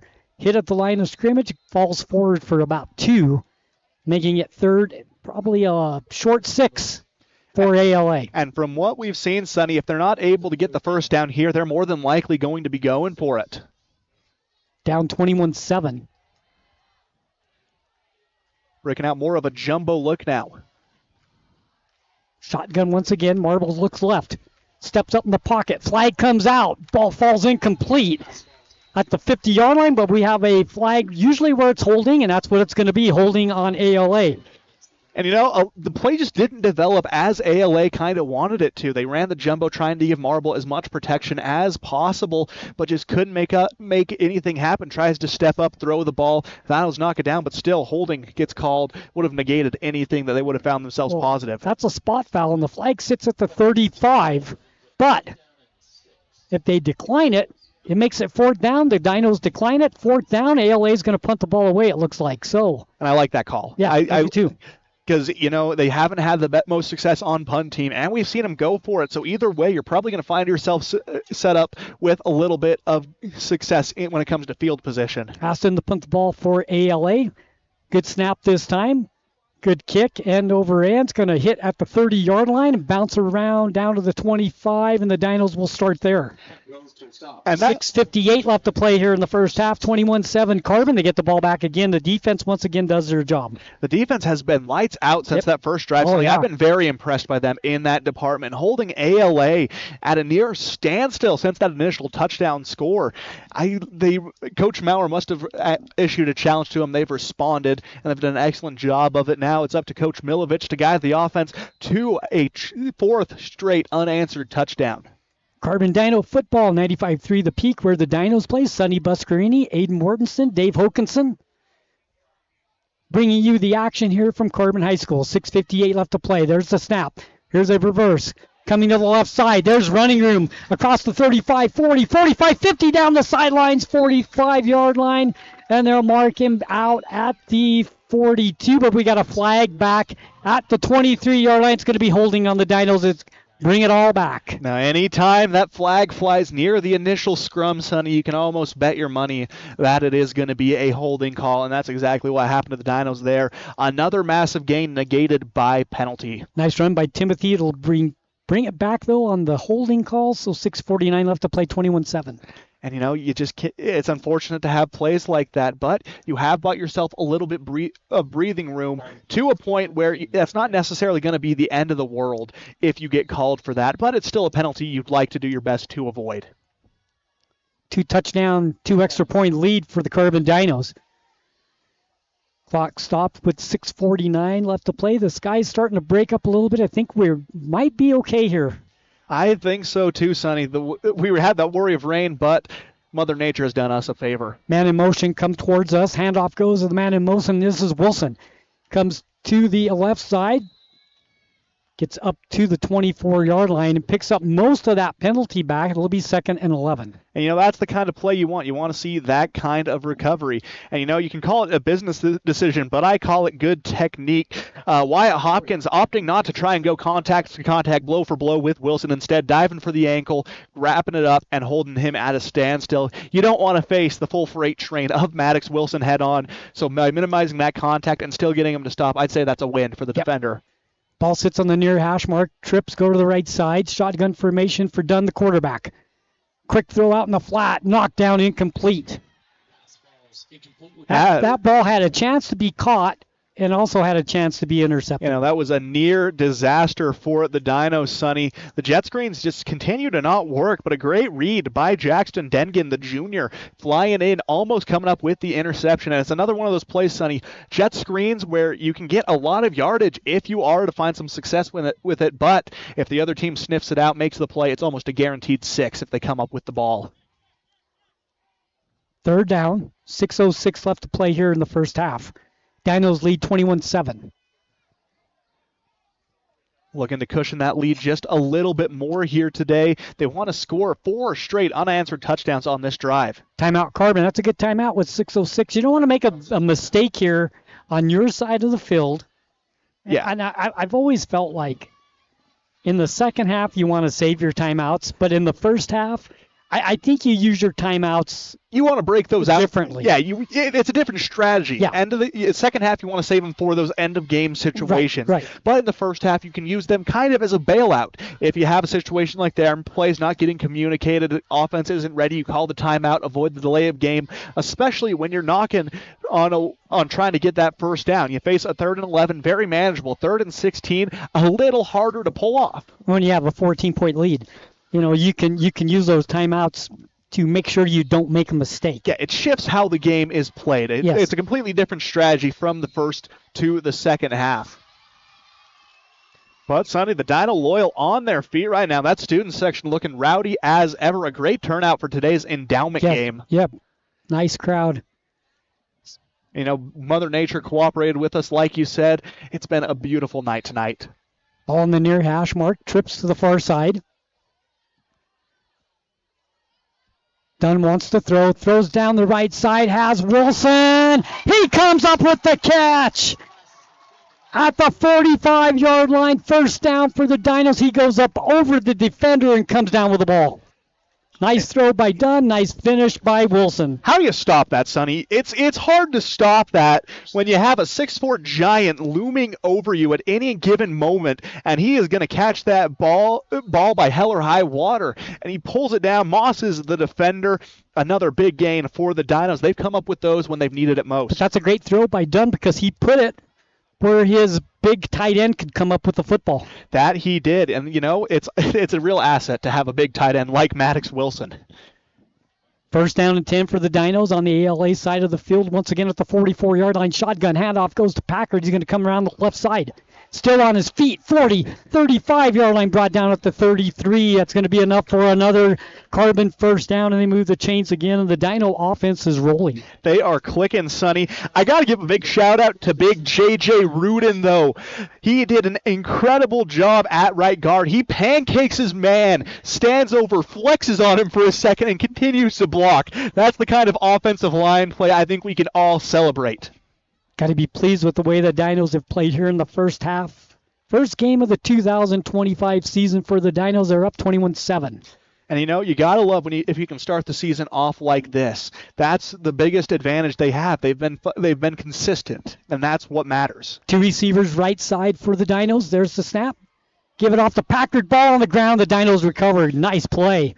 I'm not quite sure who came up with it for Carbon. We'll find out as he gets up. It's Wilson, but that's good. That's a good awareness of where the football's at because he was the only Dino around that. Yeah, I was worried, Sonny, we were going to see a repeat of that first drive the Dinos had. They start marching down the field. They have a few big plays, but they fumble in their own territory, giving the ball back to ALA. Not the case, though. Wilson, like you said, good heads-up play, dives on the ball, avoids disaster for the Dinos. Pick up a yard on the play, so it's 2nd and 9. Dinos break the huddle and come to the line of scrimmage. 2 receivers go to the right side. To the left side, Dunn wants to throw in the pocket, throws between the hash marks, has Wilson. Flag comes out. The ball's caught at the 30, down to the 28-yard line. We have a flag in the secondary, and we'll see what the flag is. It's going to be an interesting call, Sonny.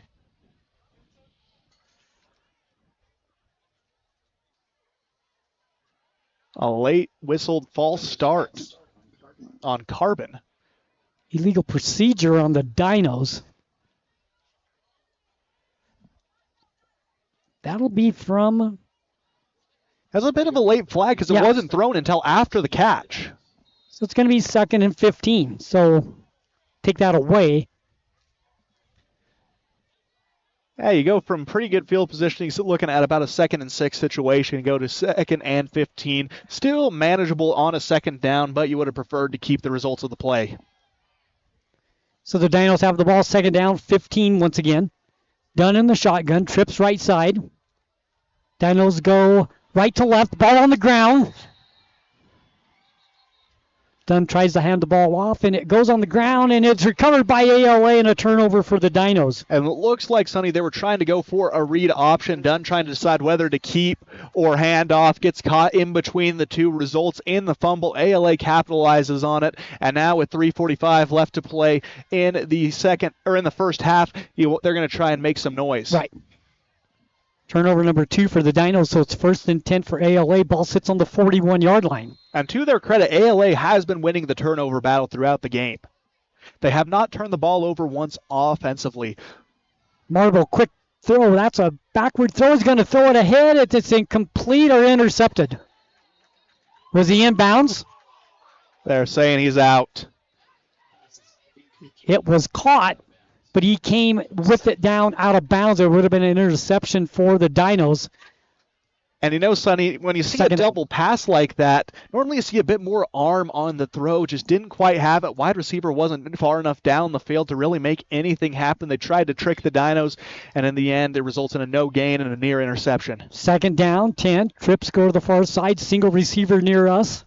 Shotgun formation. Handoff goes up the middle to Ober. He'll get back to the line of scrimmage, and that's going to be about it. And that's a name we haven't said in a while, and we were expecting to say that a lot throughout the game, Sonny. Ober just had been held quiet by the Dinos defense, doing an excellent job keeping him in check after that big first drive. So 3rd and 9. Shotgun formation once again. Handoff to Ober, has running room this time. Across the 50, 45. Flag comes in. 40, 35, 30 down the sidelines. 25. The ball comes loose and recovered by the Dinos at the 23-yard line. We have a flag back at the 43, so let's see what the flag is. It's going to be holding against ALA. The Dinos will decline it. They will take the turnover, number 1 on ALA, and the Dinos have the football. And a rare mistake from Ober as he gets into the open field, gets a little loosey-goosey with the ball, gets punched out. Dinos able to jump right back on it. A battle of turnovers right now, Sonny. Dinos answering back in a big way. And that's been the theme throughout the game. This Dinos defense has had moments where they've needed to respond to big plays from ALA, and they've been able to do just that. And that's something as a team you got to love to see, especially as a coaching staff. I know Coach Maurer got to be proud of what he's seeing on the field. So turnover gives the ball to the Dinos. They have it on the 18 with 3:03 left to play in the first half, 21-7.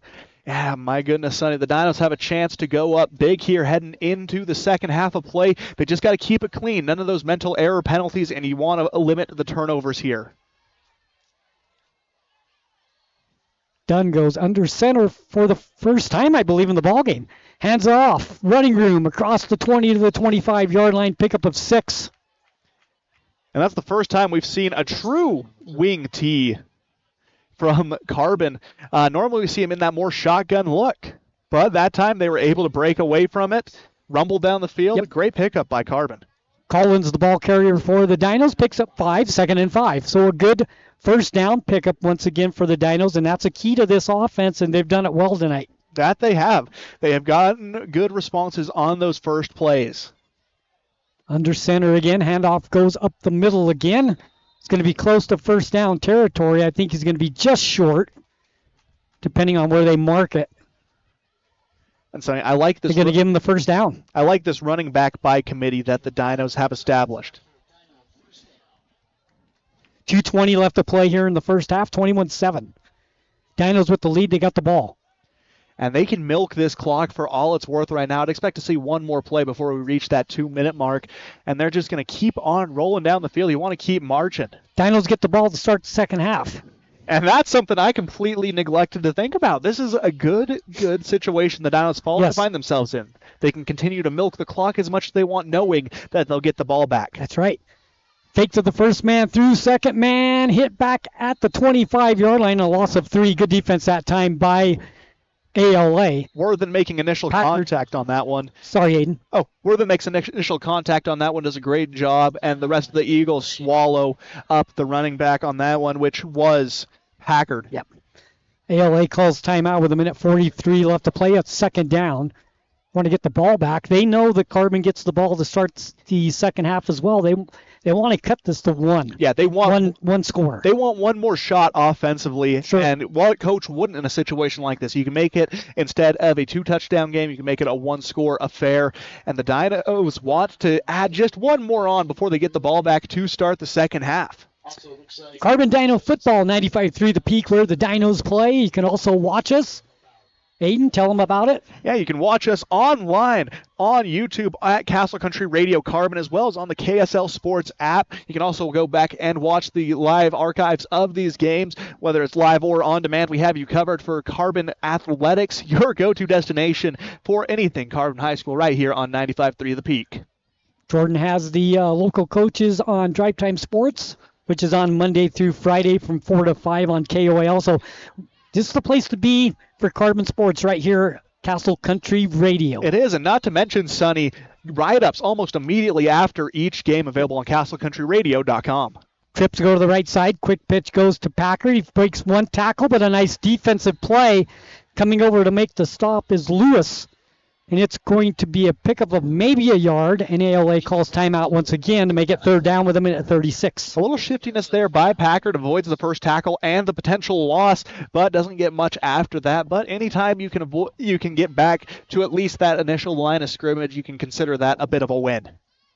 And as you look at the run game that the Dinos have been bringing today, Sonny, they've embodied that mentality of 3.5 yards of play. That's something that always gets preached to offenses, especially running backs and offensive linemen. If you can get 3.5 yards each play consistently, then that's something that you're going to be able to march down the field, continue to build up that success. And if you can do that, you can just keep marching down, run that clock down, limit the other team's possessions. And the Dinos have embraced a very run-heavy mentality, but it's opened up the pass game so much. Let's do a game set. Second quarter, 1:36 left to play. 3rd and 10 for the Dinos. They lead 21-7. Ball sitting on the 28-yard line of Carbon. Shotgun formation. ALA shows blitz, and they bring it. Here's that reverse again, coming to the left side. This time it's Timothy. He gets around the corner. 40, 45, still on his feet to the 50. Ball on the ground once again. And it will go to ALA. And if there's one thing you'd want to change about the Dinos' offensive game plan, or not game plan, gameplay, is that they're coughing up that ball a little too much. I'm sure Coach Milovich isn't going to be too happy about that. They have these massive plays, but they result in fumbles. You can't have that, especially against this region slate you're going to be coming up against very quickly here and expect to find some success. You need to get more secure with the ball, limit those turnovers. That reverse is there. It's worked. Oh, it's gorgeous. No, Sonny, I have never seen a reverse work so well. Yeah. That's what's shocking about it. Shotgun formation for Marble. 1:23 left to play. Wants to throw. Looks left. Throws to the left hash mark. Incomplete.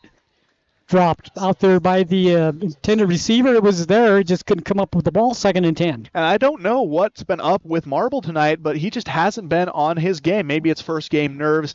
Maybe something we don't know about. But last season, Sunday, he had almost 3,000 passing yards tonight, just not able to deliver in the air. Ball was attempted for Eiley. He couldn't come up with it. 2nd down. Marble wants to throw. Looks left. Steps up in the pocket. Now rolls left. Throws on the run. Overthrows his intended receiver, Worth, and it's going to be 3rd down. That time it was the pressure that made him do that. There's good defense by the Dinos to get pressure on the quarterback. And Marble did a good job scrambling out of the pocket, trying to make something happen, but the Dinos defense just relentless, chasing him down. He has to throw the ball away to avoid a sack. 3rd and 10 for ALA. Their defense has done a good job in getting these turnovers, but the offense just hasn't been able to capitalize. 1:13 left to play here in the first half. 21-7. Shotgun formation. Fakes the handoff. Throws it out in the flat. The ball caught at the 50. 45, 40. First down.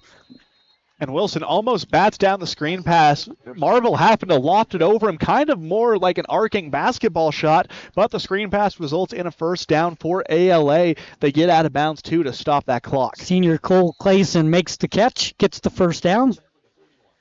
1:03 left to play. Shotgun formation. Handoff goes up the middle to Ober. This time he's got running room. 35-34, pickup of 7. And if 2nd and 3. And if Ober can find just the smallest gap in the offensive line, he's able to find his way for a nice 7-yard gain. The Downs have done a good job plugging up any hole he might try and find, but when he can find one, he's able to navigate and slip right through. High-tempo offense, quick snap. Handoff goes to Ober again, another first down across the 25-yard line. They pull him back. They're going to mark him on the 27. But move the chains and a first down for ALA. And the thing about moving those chains, Sonny, they're getting set up so fast that rarely a second ticks away before they can snap that ball yet again. Stops the clock with 34 seconds. They'll kill it with the spike, and it'll be 2nd down. That was an interesting spike. He wound up like he was passing it, threw it at his center's legs. I've never seen a spike like that. But I think it was entertaining, and it got the job done. 32 seconds left, Sonny. Do you think they can make it with half a minute left? Their offense has been firing, but it's been firing mainly on the ground. 32 seconds. Now, we've seen that they can kick. They can kick the ball. We were watching them in practice. That they can. You have the kicking personnel to try and make a field goal, make it a much more manageable 21-10 ball game. But I'm a coach, Sonny, personally, I think I'm going to try and go for the touchdown if it's there. Ober gets down to the 25-yard line. Before the game, we were watching them kick, and they definitely have a kicking game. That they do. And, it's something they might have to rely on, but they're going to have to kill the ball. 16 seconds left to play. Clock is running. 3rd down. Steps up in the pocket. He is going to go down at the 24-yard line with 8 seconds left. A whistle. Timeout. ALA, that's their last. So 6 seconds left to play. Let's see what they do here. And 4th down and 8. The ball sits on the 25-yard line. You look at the sideline. Head coach Lance Burrell isn't happy with the offensive performance of ALA, and I can't blame him. They were firing on all cylinders for a second, but a series of mistakes quickly turned the tides in favor of Carbon as they quickly take over this game defensively. And, they're getting a much-deserved rest right now, and they're going to need it. 6 seconds left. You expect them to bring out that kicking game, but we've seen them make some interesting decisions before. And the Dinos retaking the field with their defense. 10 seconds left. They put some time back on the clock for the Eagles. 10 seconds left to play. The ball sitting on the 25-yard line.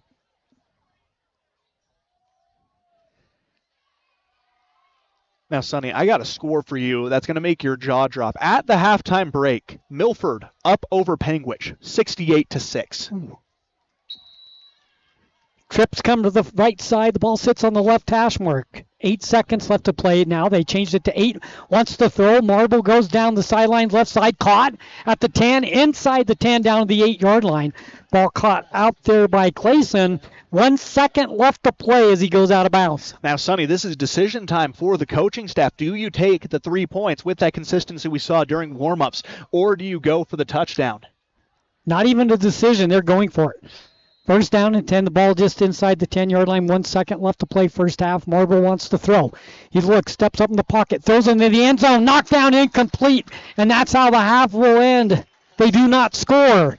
And the Dinos defense once again stiffens up, and the score remains 21-7 at the half. And, Sonny, normally you're the one doing the disagreeing, but I don't get the rationale behind that decision. You have a kicking game. You need to use it in a situation like that, especially when you know they're going to be going for a pass. You got to go for the near guaranteed points on the field goal. But down 21-7, I can understand, too, why you might want to go for that extra point. So it is halftime here at Carbon High School. It's going to be a good day. We're going to throw it to the Eastern Utah Community Credit Union halftime show. Show your school spirit and support local high schools with the new Eastern Utah Community Credit Union debit and credit cards. Featuring designs for Carbon, Emory, and Grand High School, these cards let you carry a piece of your school's pride wherever you go. Plus, to make purchasing easier, Eastern Utah Community Credit Union has added the convenience of tap-to-pay and compatibility with major mobile wallets. Pick up your school spirit card today at any of the Eastern Utah Community Credit Union branches. Hey there, food lovers. It's Bill Hicks from Farlano's Cafe, your new favorite spot for breakfast, lunch, and dinner. Whether you're craving a hearty omelet, a fresh salad, our golden curly fries, or our mouth-watering pastas, we've got you covered. And we're open 7 days a week. So come on down to Farlenos Cafe, where every meal is a celebration. Remember, it's where the locals eat. Visit us at Farlenos, where great food and great company come together. See you soon. Discover the strength and beauty of Flawless Sheeting's metal siding and roofing solutions. Designed to endure and crafted to conserve energy, the products offered by Flawless Sheeting ensure your home not only looks good, but feels good too. Plus, they come with a 40-year warranty. Enjoy superior durability and enhanced comfort year-round with new roofing from Flawless Sheeting. Ready to upgrade? Call Flawless Sheeting at 636-7300 and elevate the way you live. You see your friends with their new travel trailers, four-wheelers, and side-by-sides. They're living the dream, right? Well, it doesn't just have to be a dream. You can start living that same dream life today by starting your new career with GMS Mine Repair and Maintenance. GMS is hiring mechanics, electricians, fabricators, experienced and inexperienced miners. They offer high starting wages, benefits, a 401k, and vacation pay. Local jobs are available. Apply today. Email your resume to kbarker@gmsminerepair.com. The dream can be yours with GMS Mine Repair.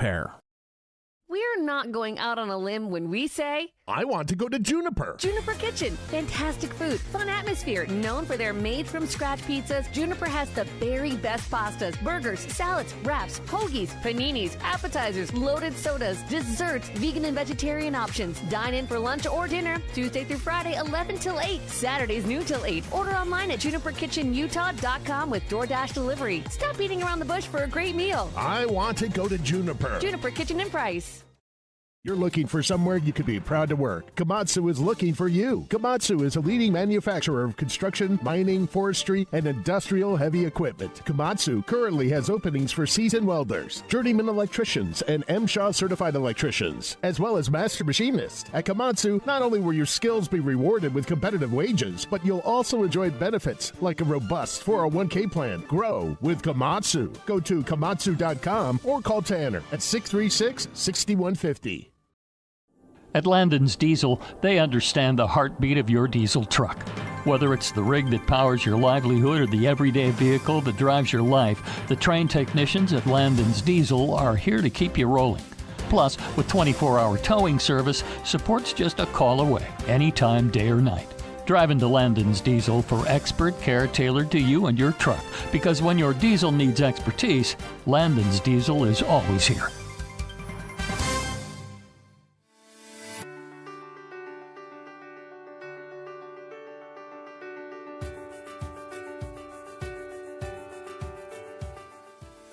Hi, I'm Dr. Daniel Kelly, owner of Castle Valley Orthodontics. What's keeping you from having a perfect smile?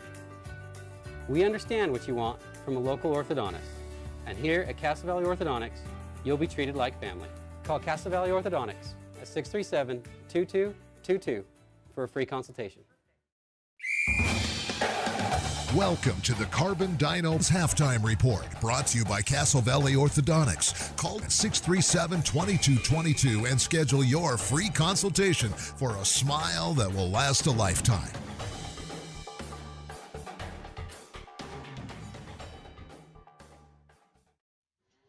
Welcome to the Castle Valley Orthodontics Halftime Show here at Carbon High School. Game number 1 of the 2025 season, and the Dinos are off to a good start here in the 25 season. ALA scored first, Aiden, on their first possession of the ball game. They scored over with a 2-yard run. 10:03 left to play in the first quarter. Extra point by Haston was good, and it was 7-0 in favor of ALA. But since then, it has been all Carbon. Yeah, that first drive by Mason Ober made you think like he was going to be the story of this game, Sonny. He was all over the place, just a dominant force for Carbon. But as the game has gone on, the Dinos defense has adjusted, and they filled almost every gap that he had a chance to try and run through. We've seen him break off a few ones, but not to the same consistency he had on that first drive. And like you mentioned, Sonny, since then, it's been all Carbon all the time. 3:02 left to play in the first quarter. 18-yard run by Wilson. Chile with the extra point, making it 7-7, and then with 45 seconds left to play in the first half, Dunn to Crespin, 43-yard touchdown pass, Extra point by Chili Good, and the Dinos led 14-7. And you got to give Dunn a lot of credit. Absolutely. He stepped into this role on short notice. The junior hadn't played much quarterback before this. Wasn't expecting to coming into the season, but when coach called, he has answered in a big way. And then Dunn to Wilson in the second quarter, 12-yard touchdown pass with 8:16 left to play. Extra point by Timothy was good, and that's where we sit right now, 21-7 in favor of the Dinos. A little toe tap action in the left corner of the end zone on that second touchdown for Wilson. He has been on fire today, Sonny. Looking at the stats for him, receiving-wise, he has 62 yards over 4 catches rushing. He adds 18, a touchdown receiving and a touchdown rushing. He has been an unstoppable monster tonight, a nightmare for the ALA defense. So we sit halftime, 21-7, the Carbon Dinos now. Aiden, let's talk a little bit about the second half here. The Dinos get the ball first. Feel like that this is a really important possession. If the Dinos can put points on the board in this first possession in the second half, they really have ALA's back to the wall. And that's something that the Dinos are definitely capable of, Sonny. They have a real shot to go up 28-7 on this opening possession of the second half. But what's going to be key for them here is they need to hold on to the ball. We've seen it a few times this game. They get good momentum going. They break off a big run. Things look like they're going to be going in their favor. And then last second, little peanut punch action. Ball goes flying out. ALA recovers, stops any momentum they had offensively. That's going to be the biggest thing for Carbon. Another thing I want to see them clean up a little bit as we go into the second half of play is I want them to clean up those unnecessary penalties. We're talking delay of games. We're talking holdings. Things like that can really kill any drive before it can even get started. Talking about penalties, ALA 6 for 40 yards, Carbon 4 for 40 yards. First downs, Dinos have 10, ALA with 8, Dinos with 3 turnovers and 1 for ALA. But the scoreboard says 21-7 in favor of Carbon. And you know, every coach is going to tell you, and I'm going to tell you it throughout the season, there are 3 main factors you can contribute to winning a football game. You've got the turnover battle, you have the big play battle, and you have the penalty battle. Right now, the Dinos winning 2 out of those 3. They've done an excellent job keeping themselves out of penalty trouble for the most part. You've had a few unfortunate holdings, a delay of game that really killed a drive before it could start, but they've bounced back well since then. You've also got the big plays. When the Dinos have needed to come up with major yardage in third and long situations, they've been able to do just that, and that has made the difference for them, those big home run plays. Now, the thing that has really separated them in that department is that they're not consistently going for those home run plays. They're not headhunting. They're not doing anything like that. Coach Milovich has coached a very smart game plan. I've liked a lot of his play calls. He goes for some grit and grind. He lets the runs develop. And then when he gets them ALA on their back heels, that's when he breaks out those heavy hitters, those deep runs downfield along the seam that the Dinos have capitalized on so well. I think the play calling has really been good, and it's kept ALA off balance on the defensive side. It's hard to adjust to because last year Carbon was an extremely pass-heavy team. They had the players who could run, but they didn't necessarily go to them that often in the ground game. This year, we're seeing a much balanced mix so far in game number 1, and that's hard for a defensive coordinator to go against. That's what makes the wing tee so insufferable, as we've talked about throughout the game. It's a very versatile formation, and it does a lot for Carbon as they are able to try kind of keep them off kilter. Are they going to run? Are they going to pass? It's hard to guess when they have such a wide variety of play calls they can turn to. Absolutely. So it's halftime, 21-7. We're being entertained by the Carbon Dino marching band. They always do a great job, don't they? That they do, Sonny. They're making their way to Washington, D.C. this year, and they're sounding like they're ready to perform there. They look incredible. They sound incredible. The Dino Marching Band, back-to-back state champions in marching band. I think they're going to go for a third this year, if I'm being honest. Halftime, 21-7. The Dinos with the lead. We'll take a break.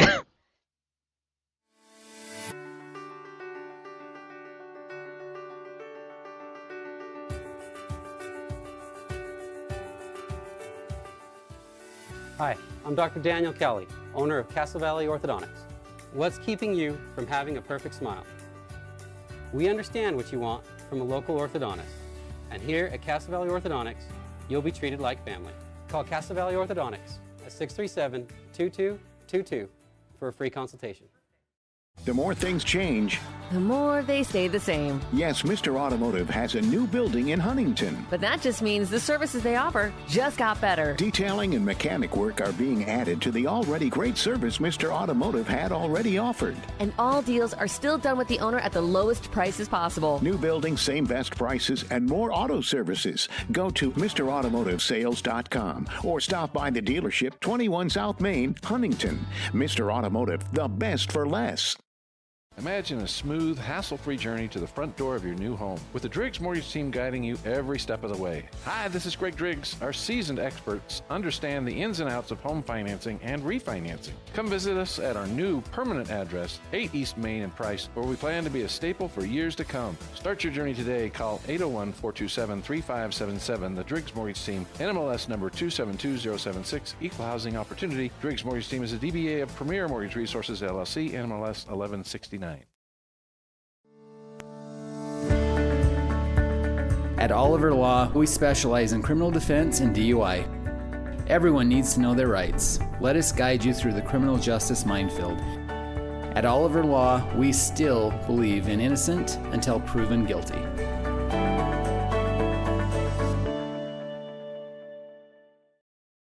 In the heart of Carbon and Emery counties, Quick Realty is here to help you make the right move. Experience the future of home buying with our Matterport 3D tours, giving you an immersive look at your potential home from anywhere. Meet our dedicated team of local professionals, just real people who care, walking you through every step of the way. As a Zillow Premier and Realtor.com specialist, Quick Realty is your trusted expert, handling everything from residential, commercial, and mountain properties to property management. Your dream home is just a call away. Let Quick Realty help you find it.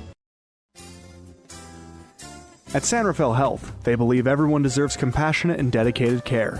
Whether you're looking for a place for mom, dad, or any loved one, the doors are open. San Rafael Health accepts private pay, Medicaid, Medicare, and commercial insurance, ensuring quality health care is accessible for all. Let the family at San Rafael Health take care of your family. Call today at 384-2301 and let San Rafael Health provide the care your loved ones deserve.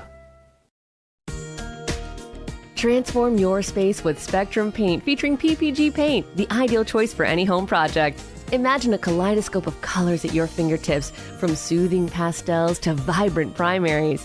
Whether revamping a room or adding character to your exteriors, Spectrum Paint makes every brush stroke count. Dive into a spectrum where quality meets creativity and paint your world with us. Visit Spectrum Paint to find the perfect shade for your home today.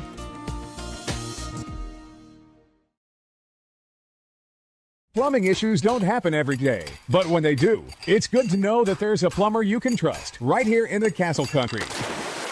The Swell Plumber has over 30 years of experience and has proven that he's reliable. Here's what some customers have said about the Swell Plumber. Kurt was amazing. He came out to the house the same day and got quotes to us very quickly. Kurt kept in touch with us with updates as things progressed. I was definitely pleased. For residential and commercial plumbing, go to theswellplumber.com and book your appointment today. Picture this. A sudden burst pipe, flames engulfing your kitchen. Disaster strikes when you least expect it. But fear not, because Restore Wizard of Price is here to save the day. Their team of restoration experts is ready to tackle any fire or flood emergency from start to finish. They're not just here to fix the damage, they're here to restore your peace of mind. Don't let disaster catch you off guard. Call Restore Wizard of Price, 637-9165. Restore Wizard, the magic of a fresh start.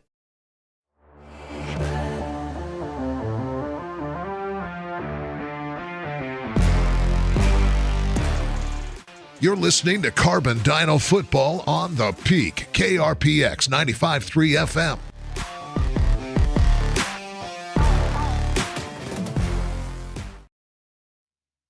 Welcome back, Carbon Dino Football, Castle Valley Orthodontics halftime show. 21-7 the score. The Dinos with the lead as we go into the second half. And I've really been impressed with the play of the junior quarterback for the Carbon Dinos, Caden Dunn. He's putting the ball in the area where the big tight end can go up and get it, and he's going up and getting it. Their chemistry so far in the first half has been great. Not only to Wilson, though, he's making good throws down the field, and he's really calm in the pocket, which, he hasn't, varsity quarterback, you would not realize He doesn't have a lot of time. Yeah, no, it's incredible what he's been able to do on such short notice, Sonny. I've loved what I've seen from him, especially on the deep ball. That's what's impressed me most. He remained so calm and composed, and the offensive line, you have to give them a lot of credit, too. Yes. After that first drive, they have been lights out. Yep. Andy Kiefer, Ben Stewart, Will Hinckley, J.J. Rudin, and Cole Hinckley have just been dominating that line of scrimmage, and that's been a big credit to them and why they can get that pass and run game going so effectively. Hopefully Dunn and Wilson and everyone else on this squad can continue that chemistry heading into the second half. Good balanced attack for the Carbon Dinos. Packard having a good game as well, running the football. That he does, up to 45 yards on the game. He's got so far 7 rushing attempts, doing an excellent job maintaining that balance that the Dinos have needed. So the Dinos will go left to right on your dial as we get ready to start the third quarter. 21-7, Dinos with the lead. We'll have some scores from around the state here when we get a second. You've been listening to the Castle Valley Orthodontics halftime show. Here we go. Second half action is underway. It's a deep kick. Fielded around the 5-yard line. Here come the Dinos at the 10 to 15-20. Across the 25, get up to the 30, brought down at the 31-yard line. 1st and 10 for the Dinos. They will start from there. And, that's ideal field positioning, Sonny. Anytime you can set yourself up a little in front of that 25-yard line, you're doing yourself and the rest of the offense a favor. Not those guys. Carbon able to find a lot of success in that kick return game. Nichols, the ball returned for the Carbon Dinos. 1st down and 10. The ball sits on the 32-yard line. And they have a lot of different plays they can go to. They can run, they can pass. They've established that they can do just about everything in that first half of football. Don't need to be in a hurry. They're up 21-7. Yeah, you don't need to rush anything. Nope. Shotgun formation.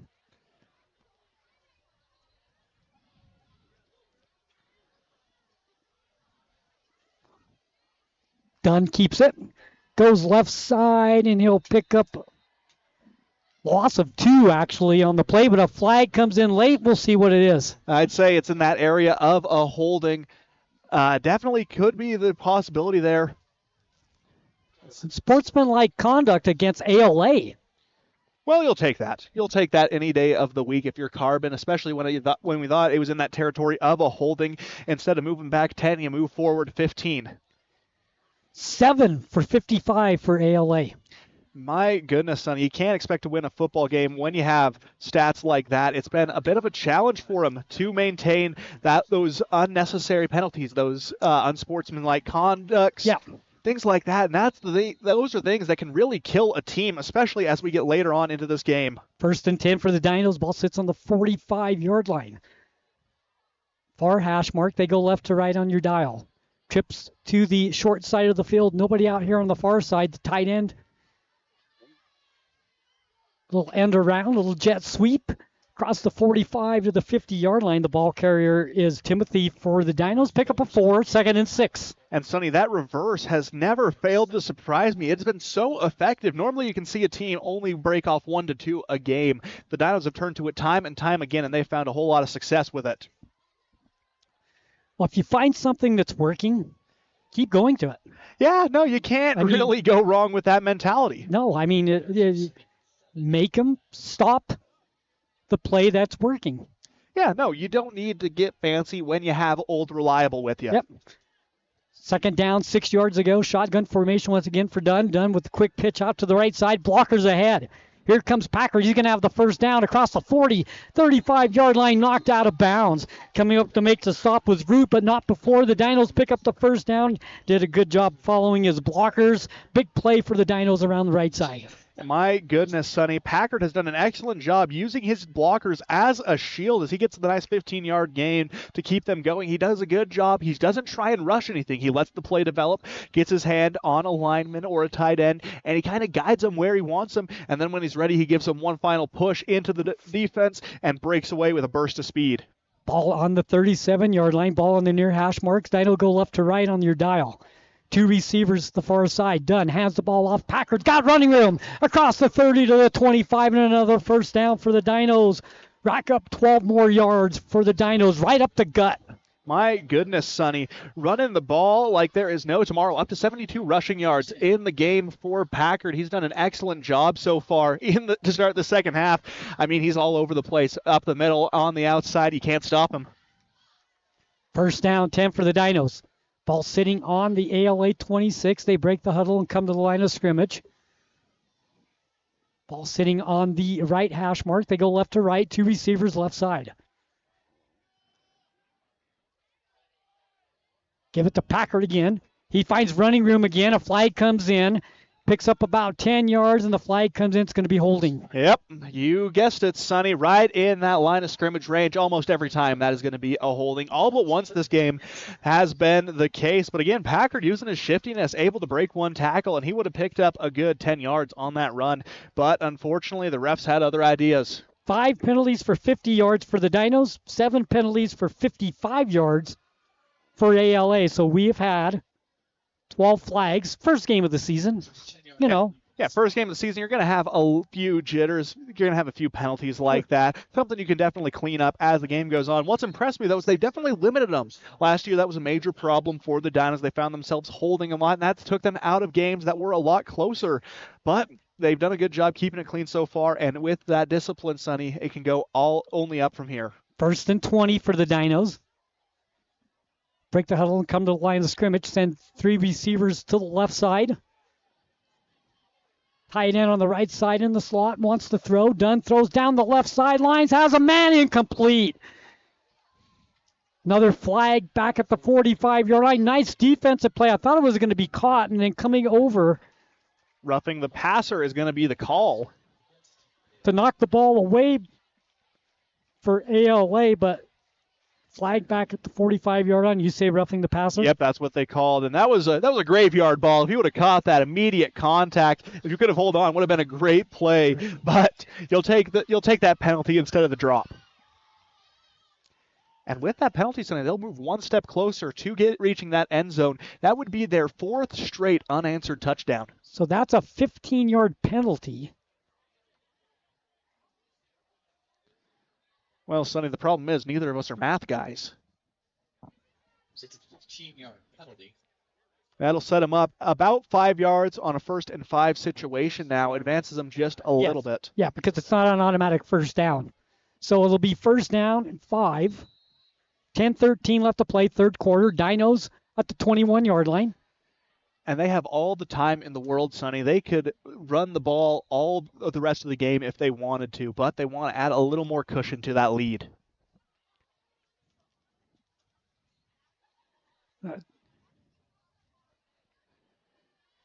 Looks like they're talking things over at the line of scrimmage. A little conference of the refs being called. I'm always curious what gets said when they're down there. I mean, you see the huddle. You don't get to hear them mic'd up, though. Maybe that's something we should look into.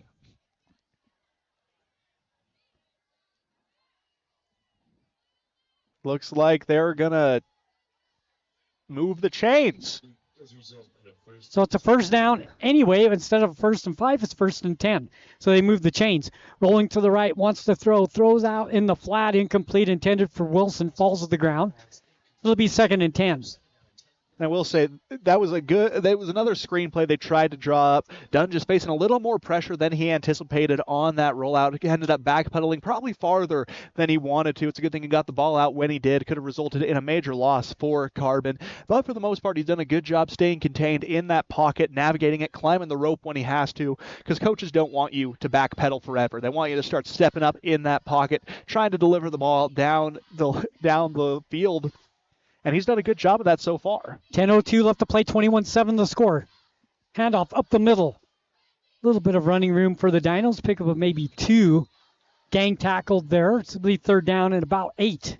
Yeah, just a ball carrier once again, Packard. Just a wall of humanity there at the line of scrimmage. Still, Packard manages to squeak out 2, up to 74 yards on the game.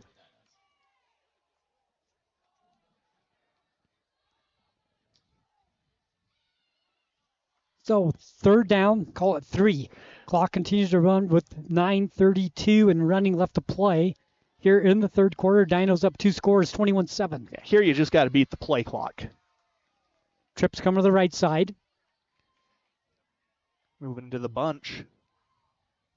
Dunn wants to throw. Steps in the pocket, throws down in the end zone to Wilson. Touchdown, Carbon! Well, you can't argue with results, Sonny. That play is lethal for the Dinos as they again strike from deep. Maddox Wilson, his third touchdown of the game. Dunn's third as well. So Dunn to Wilson from, what was that? That was 21 yards out, Sonny. A deep bomb from just outside the red zone.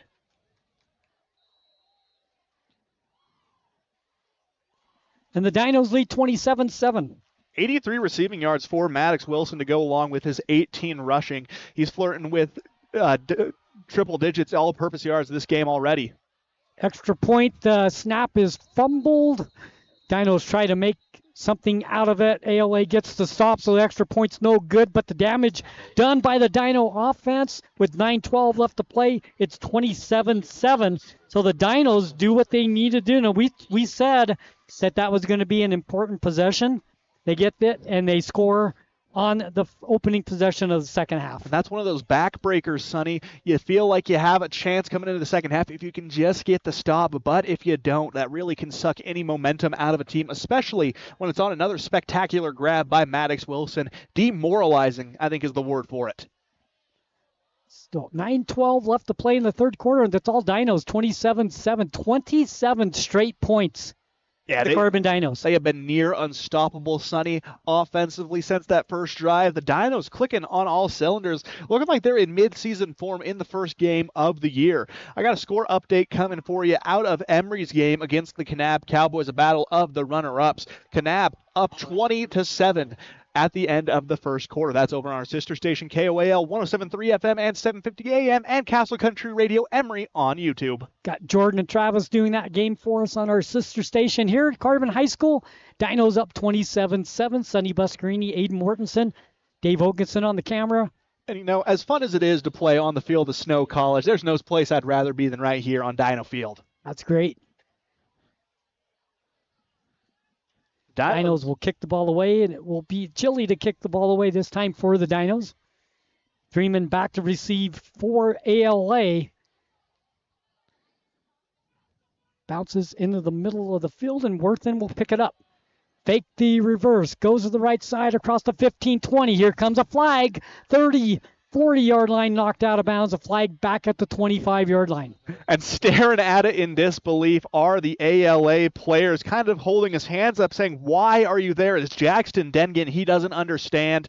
But as always, that's in that realm of a holding penalty. We'll see if that's going to be the call. There's another flag up top. We got two flags on the field, so we'll let the referees get this all situated with 9:03 left to play. 27-7 Dinos.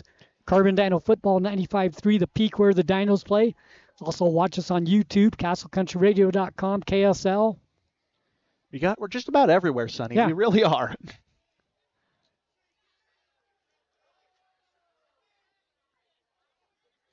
Penalty is going to be against ALA. It's going to bring the ball back. It's a sideline warning against ALA. That was the one up top. And you don't want to get those penalties as a coach. You know, we talk about all the time those mental errors that lead to penalties for the players, but plays like that for coaches, those are the ones that can hurt a little more, because seeing your coach get a warning like that typically can result in a loss of morale for some of these players. It's a real tightrope that they have to walk, because you're trying to fire up these young men. You're trying to get them excited, but at the same time, you have to keep yourself in check. Marble, the quarterback, got to get something going for ALA now, trailing 27-7. Handoff goes up the middle. Ober gets across the 20 to the 25. Pickup of, they're going to mark him on the 24, pickup of 4. Second down and 6 for ALA. And that was one of those Ober runs where it looked for a second like it was going to break away into another one of those big gains, but the Downs defense does a good job corralling him, holding him to just a 4-yard gain. Second down, 6. Handoff once again. Once again, a couple of yards, maybe a pickup of 2. Third down. And that's all you need, about 2.5 to 3 yards a carry. If you can do that, you can keep marching down the field, keep those chains running, build some momentum for yourself, and eventually open up the pass game, which so far to ALA just hasn't been available. Kiefer on the stop that time for the Dinos. Third down, 3. Shotgun. Give it to Ober again. He'll have the first down across the 30, 34-yard line. Move the chains. And what Ober has going to his advantage as a running back is he is shifty enough where he can make sudden changes in direction without impeding his progress forward.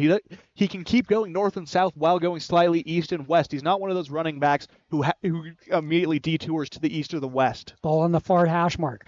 Marble wants to throw. He's going to go down in the backfield. A sack by the Carbon Dino defense.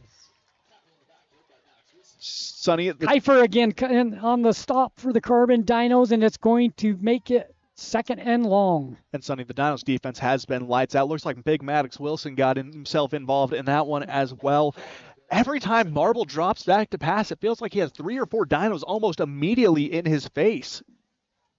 Second down, 14 yards to go. Ball on the far hash mark. Once again, they go right to left. 2 receivers to the left side, 2 to the right side.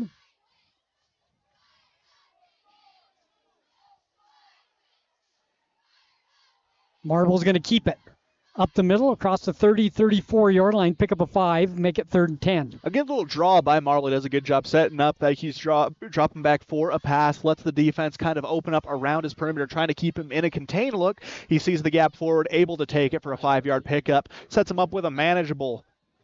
Same offensive set. Same for the Dinos as well. 4th down, 9. They're going to go for it. Marble wants to throw. Rolls to his right. Still looking. He's going to keep it.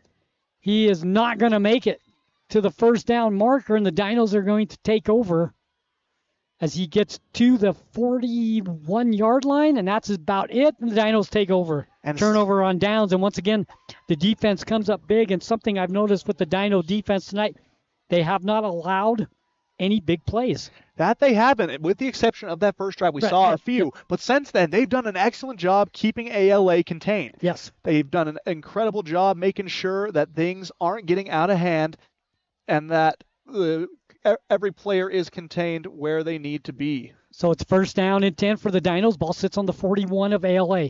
Good field position once again for the Dinos. And that's why I don't understand them going for it on the 4th down, if I'm being honest, Sonny. It's a situation where I feel you're in Dino territory on a 4th down. You turn the ball over. You've seen they can march at pretty much their own at will. You want to put them as far away from that end zone as possible. There's a reason they've been able to score 4 straight.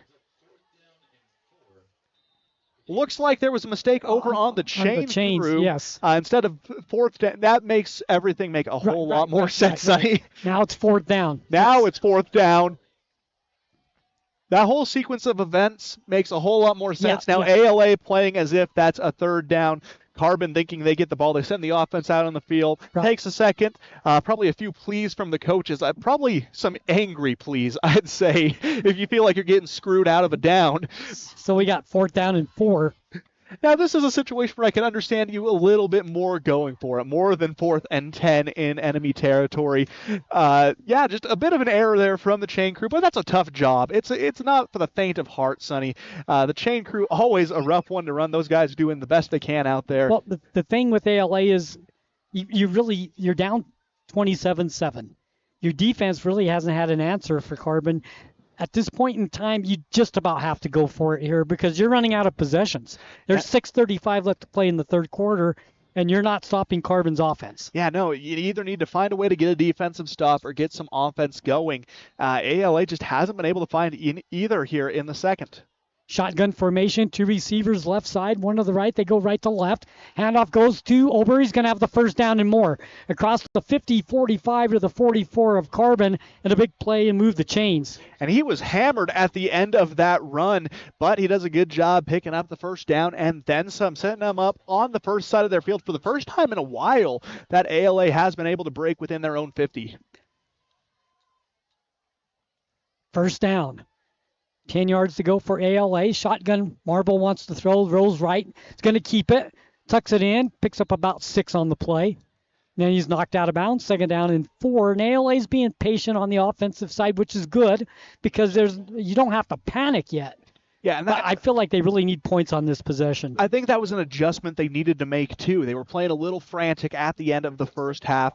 Marble doing a better job making sure his reads are there, and if they're not, he's doing a good job with his legs. Handoff goes to Ober up the middle. More running room to the 20, cuts back to the 15, down to the 10, inside the 10, down to the 8-yard line, and a nice run by Ober, and now here comes ALA back. And trailing 27-7, needing points on this possession, and they're knocking on the door. And Ober has been a key part of that. We talked about it early in the game. He was someone who thought we were going to be calling time and time again, but after that initial touchdown drive, he was held quiet. But now he's been able to answer back and help lead this ALA to knock on heaven's door on that end zone.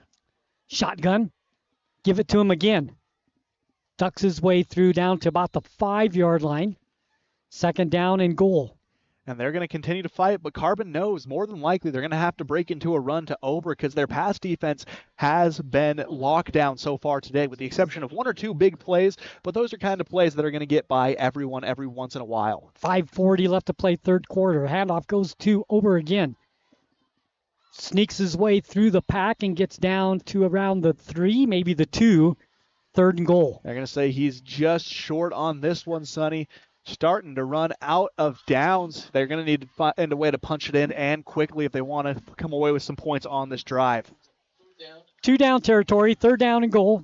Ball sitting just outside the 2-yard line.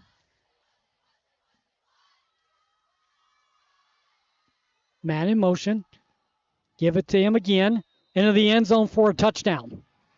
And Ober comes up big when ALA needed it most. Ends the scoring drought. They scored on the first drive of the first half, held quiet the rest of the way. But now on ALA's first opportunity in the second half, he's able to repeat that same success.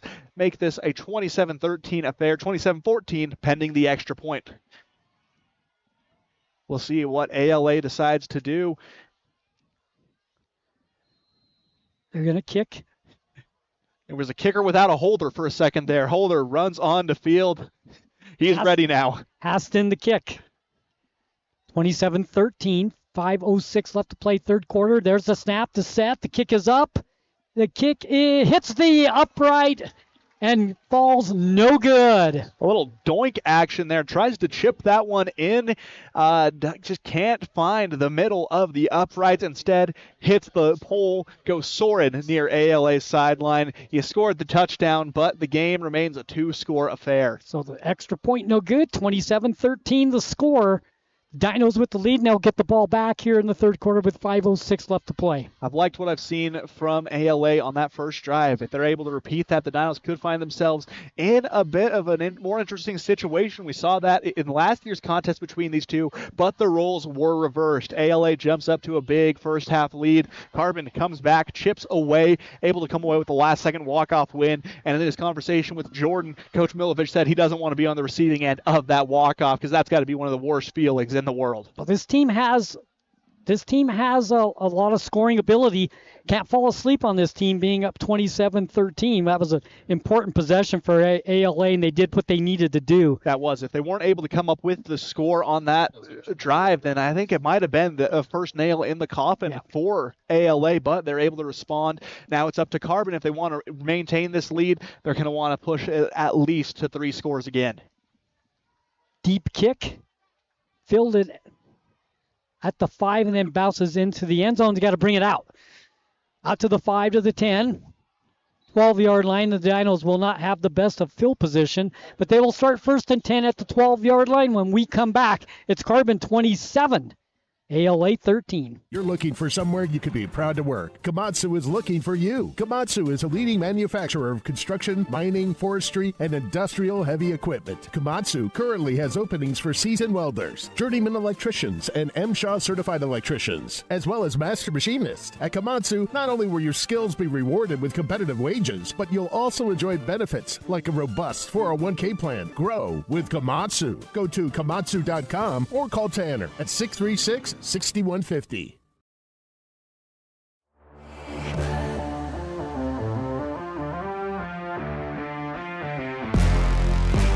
I'm Will Hinckley, number 66. I'm Cole Hinckley, number 72, and you're listening to 95.3 The Peak, where the Dinos play. Welcome back here, 95-3 the Peak, where the Dinos play. 27-13 Dinos lead. 5:01 left to play in the third. Handoff goes up the middle. Packard finds some running room, picks up 4, at least 2nd and 6 for the Dinos. And you can't complain about that. Not every play can be a big run, but Packard does a good job in still just pushing the ball forward. That 4-yard gain helps set him up with a 2nd and 6. Opens up the playbook on 2nd down. You don't need to rely on a strictly pass game. You have that variety at your fingertips. Positive yardage on 1st down. 2nd down, 6 for the Dinos. Ball sits on the near hash mark. They go left to right. 2 receivers go to the left side. 1 in the slot on the right. Shotgun formation for Dunn. He wants to throw. He's looking left. Now he rolls left. Here comes a flag in. Throws down the field. It is intercepted and then knocked away. What do they call it? Live ball. Live ball. Back down the other way we come. It'll be ALA ball on the 28-yard line, but let's see what the flag is. They're 2 down now. Yeah, ALA ball pending the flags. What a series of events. ALA coming alive. Holding against the Dinos declined. ALA ball. Holding on the Dinos. Penalty is declined. 1st and 10. I believe that was Hill that came up with the interception for ALA, and then ball got knocked away. He picked it up, making it a live ball because it was a fumble, and he takes it down the sidelines, and ALA has the ball 1st down at the 29-yard line of the Dinos. Now it's more important than ever that the Dinos come away with a stop here, Sonny. ALA has the momentum in their favor. It's swung their way. They're looking to capitalize on that. The Dinos looking for a stop. Shotgun formation, 2 receivers to the left side, ball on the far hash mark, give it off to Ober again. He finds running room across the 20, still on his feet, down to the 15, down to the 14-yard line. And a nice run and a 1st down. Flag on the play. ALA players not too happy. Hold against the Eagles. That sets them back 10 yards from the spot of the foul. So it's going to set them up with about a 2nd and 15. That is the 10th penalty in the ball game for ALA for a total of 90 yards. The Dinos have 5 for 50. And they come at crucial times for ALA, too. That's the problem with them. You have big plays, opportunities to get back into the game, and then you get called back on a holding, a personal foul. You can't have that and expect to win. You got to find a way to keep your head and keep your hands, especially with those holds, in the right frame. Yeah, Ober had a 1st down on that play. Instead, it comes back, so it's going to be 1st down, 20. Quick throw out to the right side. The ball caught, but then good defense by the Dinos immediately stops that play. Several players on the far side of the field can't see the numbers with the stop, and it'll be 2nd down and long. Yeah, just a pantheon of Dino defenders swarming around the receiver, not allowing anything on that jet screen. ALA in a bit of a pickle right now. Yeah, 3:37 and running. 27-13, Dinos with the lead. Shotgun once again. Handoff goes to Ober, finds running room again, across the 30, down to the 25, and they've kind of found something here in the last couple of drives with Ober between the hash marks. That they have. He has found his way yet again. He's come back to life, and that's playing right into ALA's hand. Carbon looking for an answer again. Shotgun formation, give it to him again. He has more running room. Across the 20, to the 15, down to the 10, to the 5, dives to the goal line, going to be just short. Gets to about the 2, 1st down. And Sonny, the Dinos need an answer. A score here makes it a potentially 1-score affair. Carbon needs an answer as we have a player down on the field. Looks to be a Dino. Hops right back up, but training staff still out there out of an abundance of caution. So we'll do a game set here. 3:03 left to play in the third. Dinos lead 27-13. 1st down and goal. Sonny, I feel like I'm Icarus right now. We soared too close to the sun. Things starting to fall back to earth. The wax has melted. ALA looking to make this a potentially 1-score game when it looked like Carbon all but had this in the bag, scoring 4 unanswered touchdowns. They found something with Ober right up the gut. He's just running right up the gut. No, the thing about Ober is he has enough direction change to juke out defenders, but he doesn't stop going forward at any point. That's what makes him dangerous.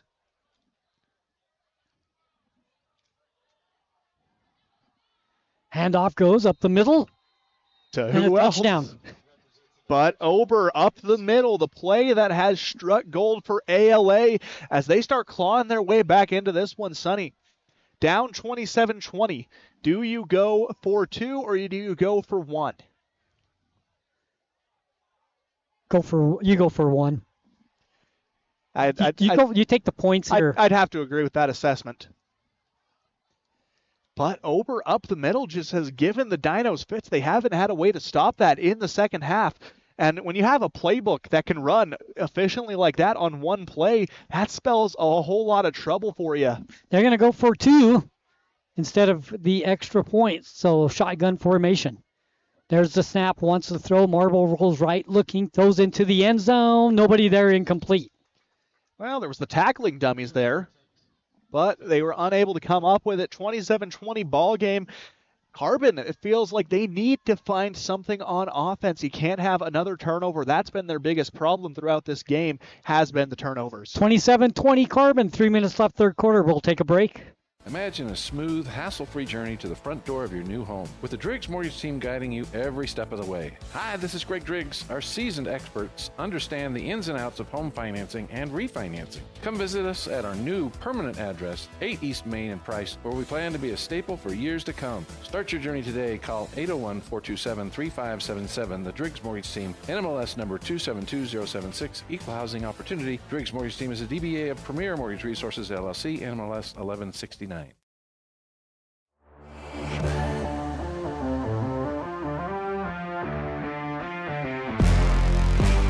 I'm Will Hinckley, number 66. I'm Cole Hinckley, number 72, and you're listening to 95.3 The Peak, where the Dinos play.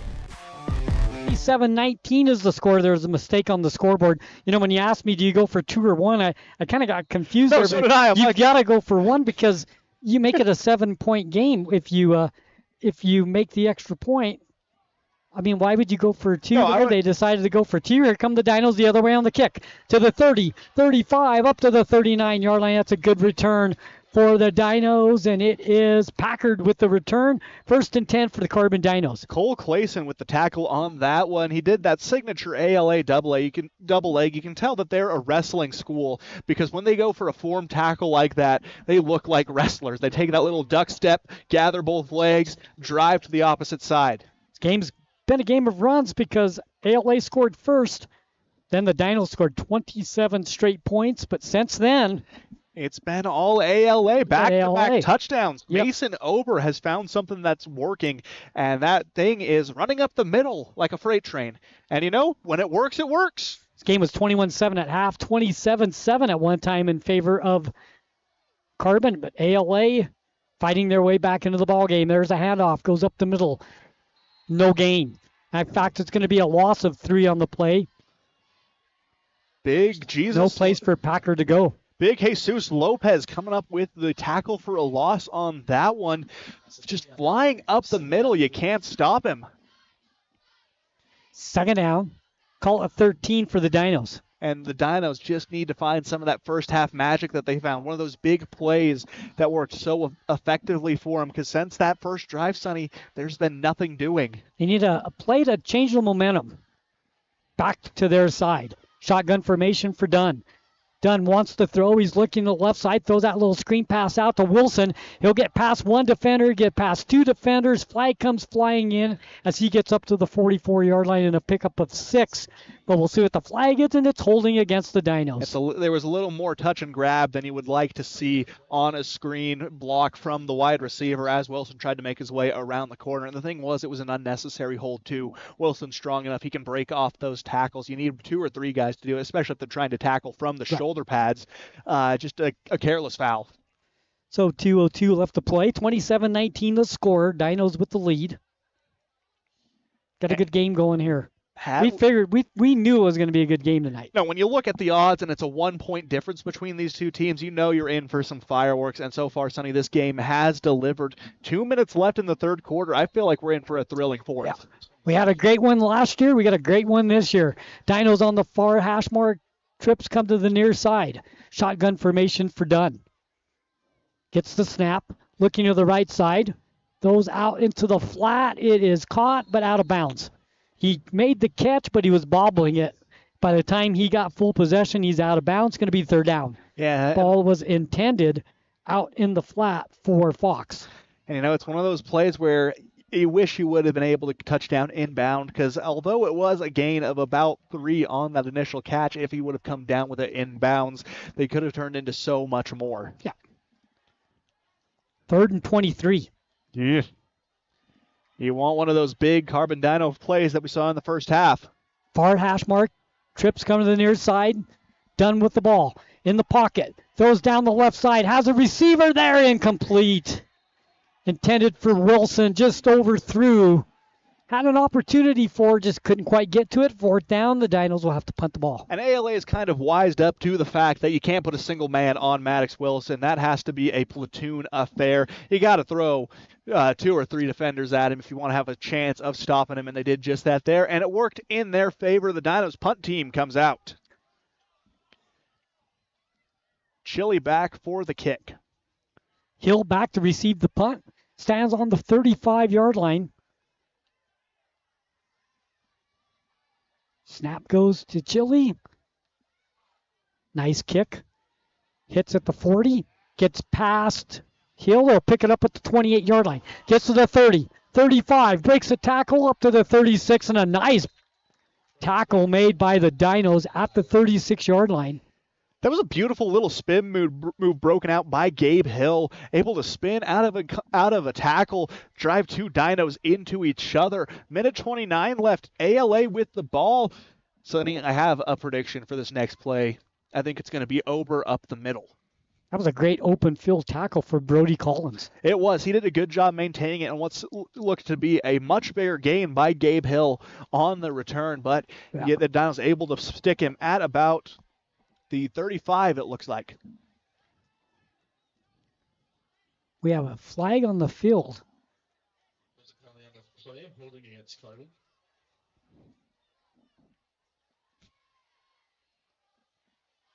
So holding on the Dinos. Is it holding on Carbon? It's holding on ALA. It's got to be on ALA. Yeah, there we go. Holding on ALA. Holding on Carbon wouldn't make sense, especially based on where that flag was thrown.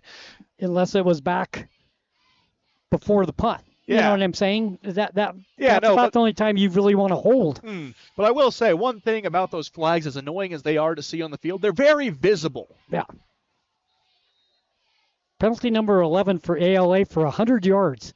The ball will sit on their own 26-yard line. 1st down and 10, a minute 29 left to play, 3rd quarter. 27-19, Carbon with the lead, ALA with the ball. Marble gives it off to Ober again. This time just a couple. Nice defensive play. Coming up to make the stop for the Dinos once again is Andy Kiefer. And that's what the Dinos needed most. They needed to find a way to get that stop on Ober as he goes up the middle. You can contain him. It really limits what they're able to do with their playbook. 2nd down, 8. Give it to him again. Pick up a 3. 3rd and 5. Now this is a manageable situation. Ober just continually grinds out those 2.5, 3-yard gains. That's something that ALA is comfortable going for if they are to set up themselves up with, say, a 4th and 3rd, 4th and 2. Maurer on the tackle for the Dinos on that last play. 3rd down, 5. Shotgun formation for Marble. Hands it off to Ober again. He'll get the 1st down and more across the 35 or the 40 and move the chains. The thing that really impresses about Ober is after initial contact, he has a burst of speed that leaves defenders in the dust. By the time you've made contact and think you're going to be able to bring him down for a loss, he's already 5 yards up the field. 1st and 10, ball on the 41. Shotgun formation, wants to throw, steps out of the pocket. Marble go down the right sidelines. Single coverage, incomplete. That was good defense along the sideline. Oh, you're in front of the ref. Don't throw on the seatbelt. Good decision there not to taunt, because you have the ref staring you down right away. And that's a situation where, as fun as it is to throw on that little seatbelt celebration, you don't do it in front of the stripes. 2nd down, 10 yards to go. 26 seconds left to play 3rd quarter. It's an 8-point game, 27-19. Carbon Dino football, 95-3 the Peak, where the Dinos play. Handoff goes to Ober again. He'll find running room across the 40, 45. Close to the 1st down. It's going to be about a yard short. It's going to be 3rd and 1. And he shrugged off the initial tackle just effortlessly. He is doing something in the second half that is hard for a lot of running backs to do, and to do it so consistently while playing both sides. It's a pretty incredible thing we're seeing from Ober. Wilson on the stop for the Dinos. Third down, they're going to make it 2. They marked him back at the 48. And that will be the end of the third quarter. Yep. We played 3 here at Carbon High School. It's the Dinos 27, ALA 19. We got a good one. Don't go anywhere here on 95.3 The Peak, where the Dinos play. I was hoping to talk to someone about updating my insurance policy. I am able to understand complete sentences. That was a complete sentence? I didn't understand that. Or can I just talk to a person? No one talks to humans anymore. Sometimes humans are just more helpful. I hear you. Why don't we review your coverage with a super check? Farm Bureau Financial Services. It's your future. Let's protect it. Contact Farm Bureau agent Jill Jensen in Price today. Carbon High School football on KRPX 95.3 The Peak.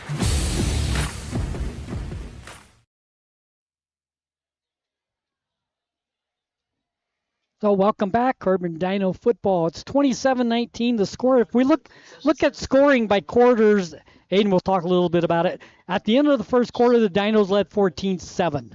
I mean, ALA scored on their first possession, but the Dinos after that really dominated the first quarter. They did an excellent job bouncing back.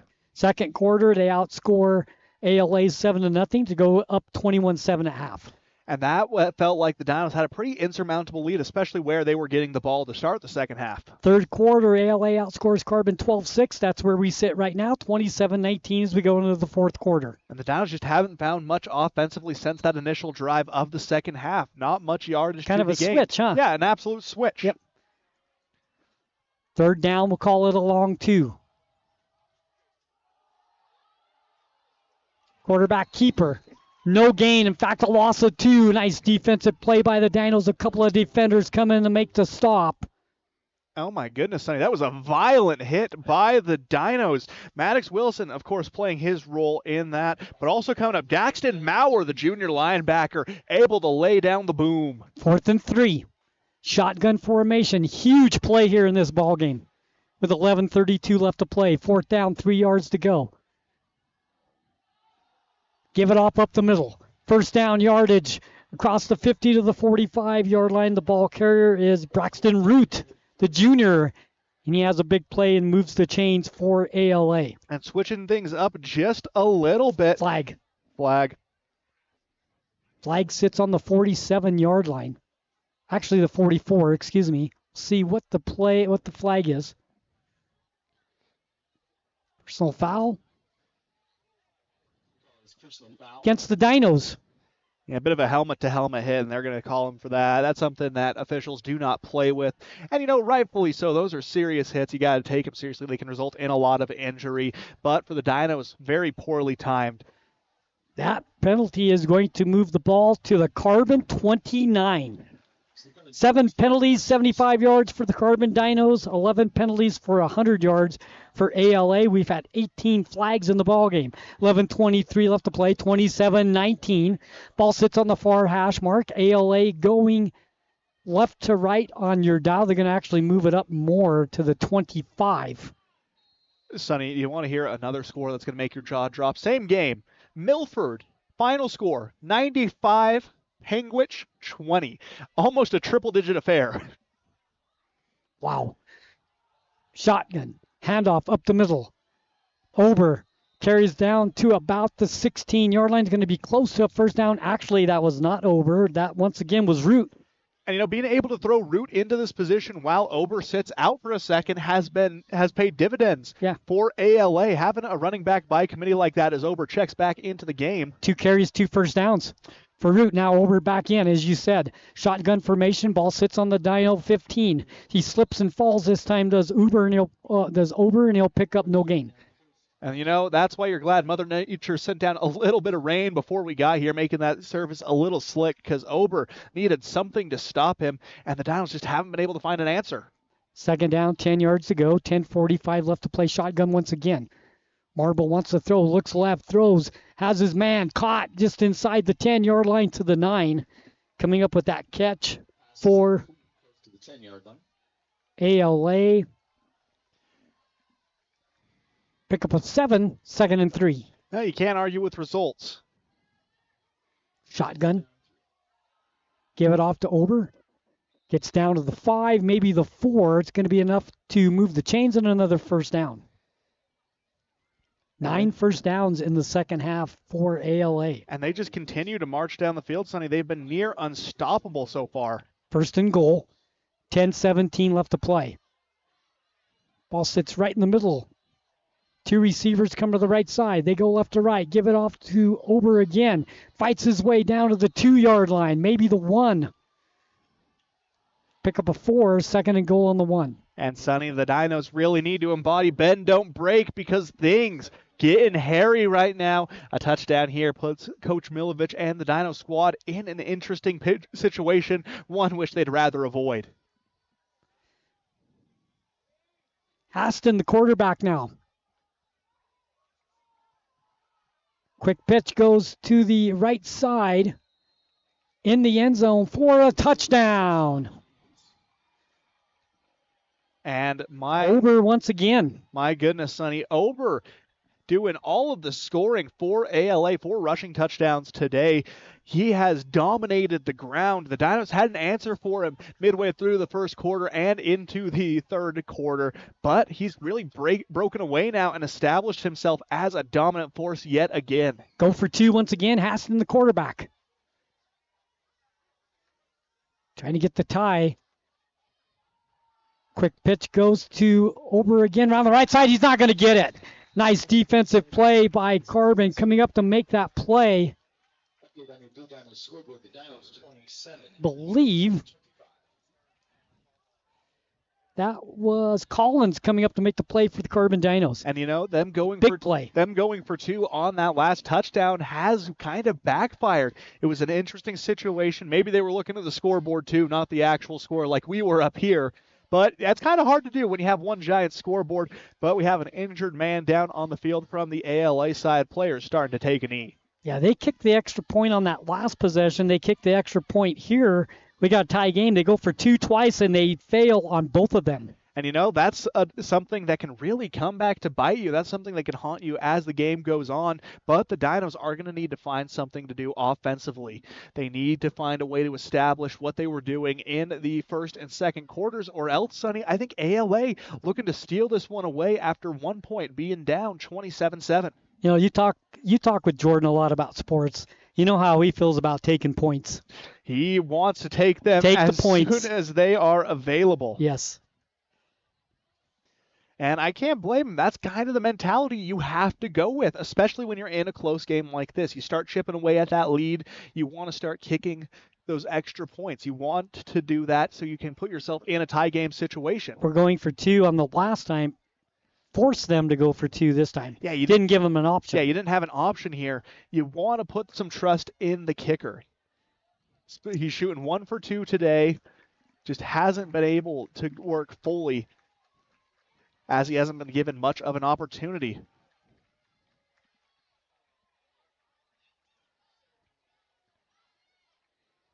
I believe that looks to be over. Walking off the field with the assistance of a teammate and a coach. But the ALA kick team coming out looking to get another stop for the Eagles. Carbon more than ever needs to find a way to move the ball down the field. They had an excellent first half, Sonny, an excellent start to the second, but since then things have stagnated for the Dinos. They want to find an answer, and they want to find it quick, or else I think ALA looking to steal the game. Nichols and Packard back to receive the kick for the Carbon Dinos. You're right, this is a huge possession in this game for the Carbon Dinos. Yeah, this is a must-win possession. You can call it a win if you can get to the end zone, march the ball down the field. The momentum has completely changed in this game since it was 27-7. That it has, and you need it to. The Dinos need to find a way to take care of the ball. Turnovers been their worst enemy. They've been their own worst enemy in that regard, coughing over the ball like they have. Haston will kick. Deep kick. Fielded by the Dinos at the 5 to the 10 to the 15, 20. Across the 20 to the 24-yard line. Nice tackle by Worthen. And we'll see. That could go either way. That could be a hold or a spear. Looks like it's going to be a hold against the Dinos.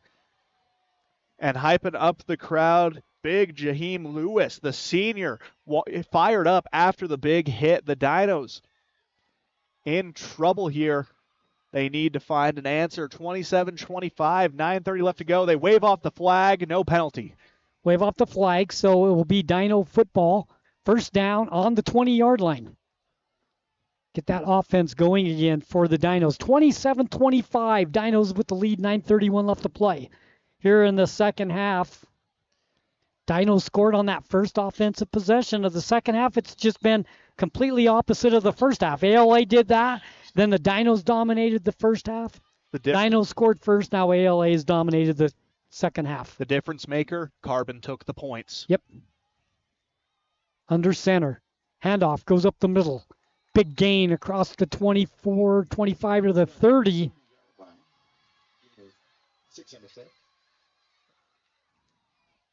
Looks like the ball carrier is Collins. Pickup of 6, 2nd and 4.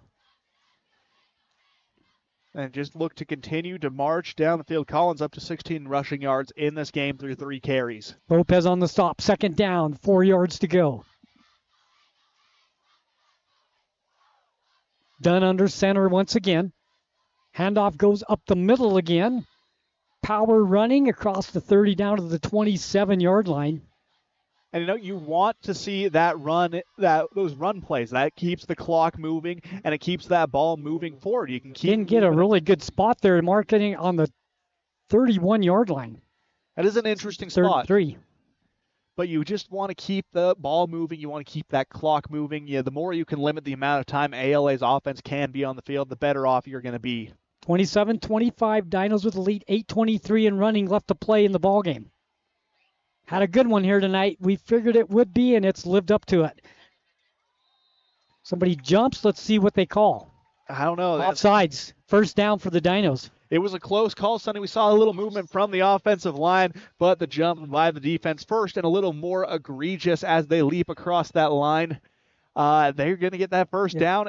Just what the doctor ordered for Carbon. They haven't had a first down in a while, so being able to put that first foot forward, you just got to start walking now. Dinos go back under center again. Handoff goes to Packard, and he's going to be dropped back at the 26-yard line. Nice defensive play coming up to make that play.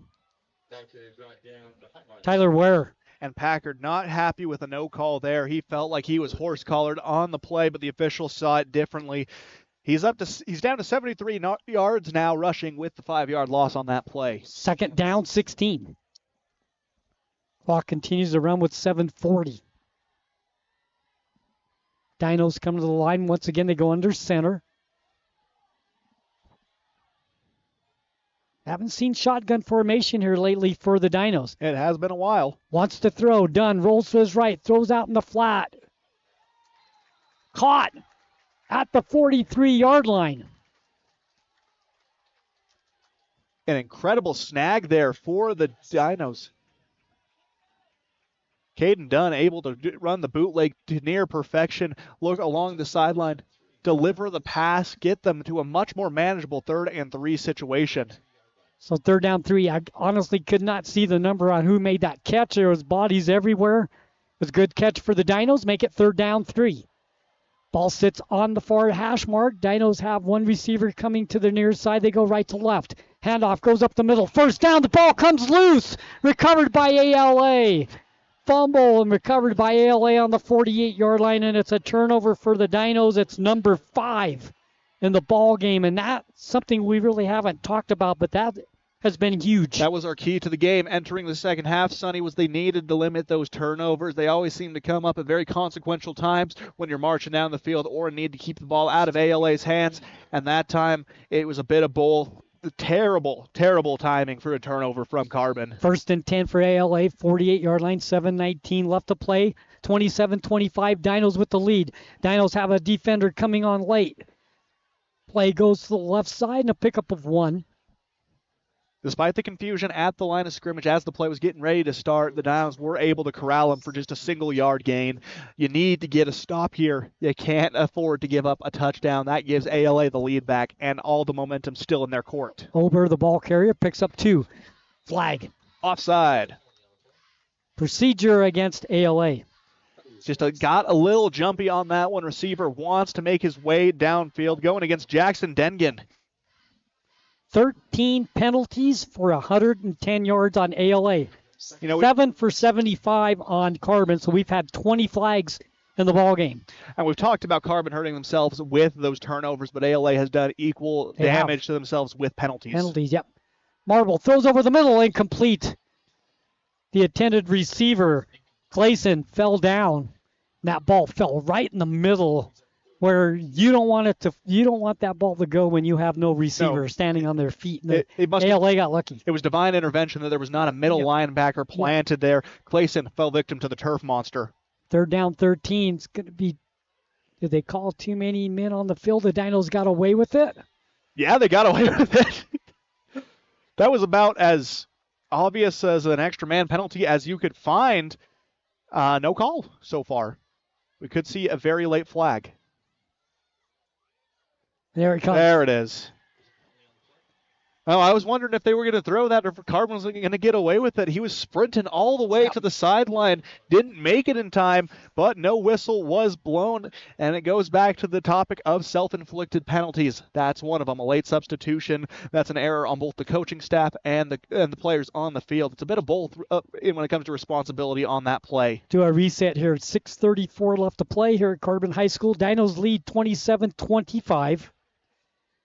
4th quarter. After this penalty, much more manageable situation now for ALA as they face a 3rd and 9. 3rd and 9. Shotgun formation. Handoff up the middle. No gain. A host of Dinos in to make the stop. 1, 2, 3, 4, 5 Carbon defenders. 4th down. Sonny, that was a stop when they needed it most. Able to come up with it. ALA, we've seen them, though. They're probably going to go for it. And if they do, Carbon needs to find a way to get the stop and then hold on to the ball. Haston comes on to punt. It looks like they're going to punt the ball away with 6:05 left to play. Carbon a little skeptical. Players not dropping back. Now they are. I don't think they really believe they're going to punt, but they do.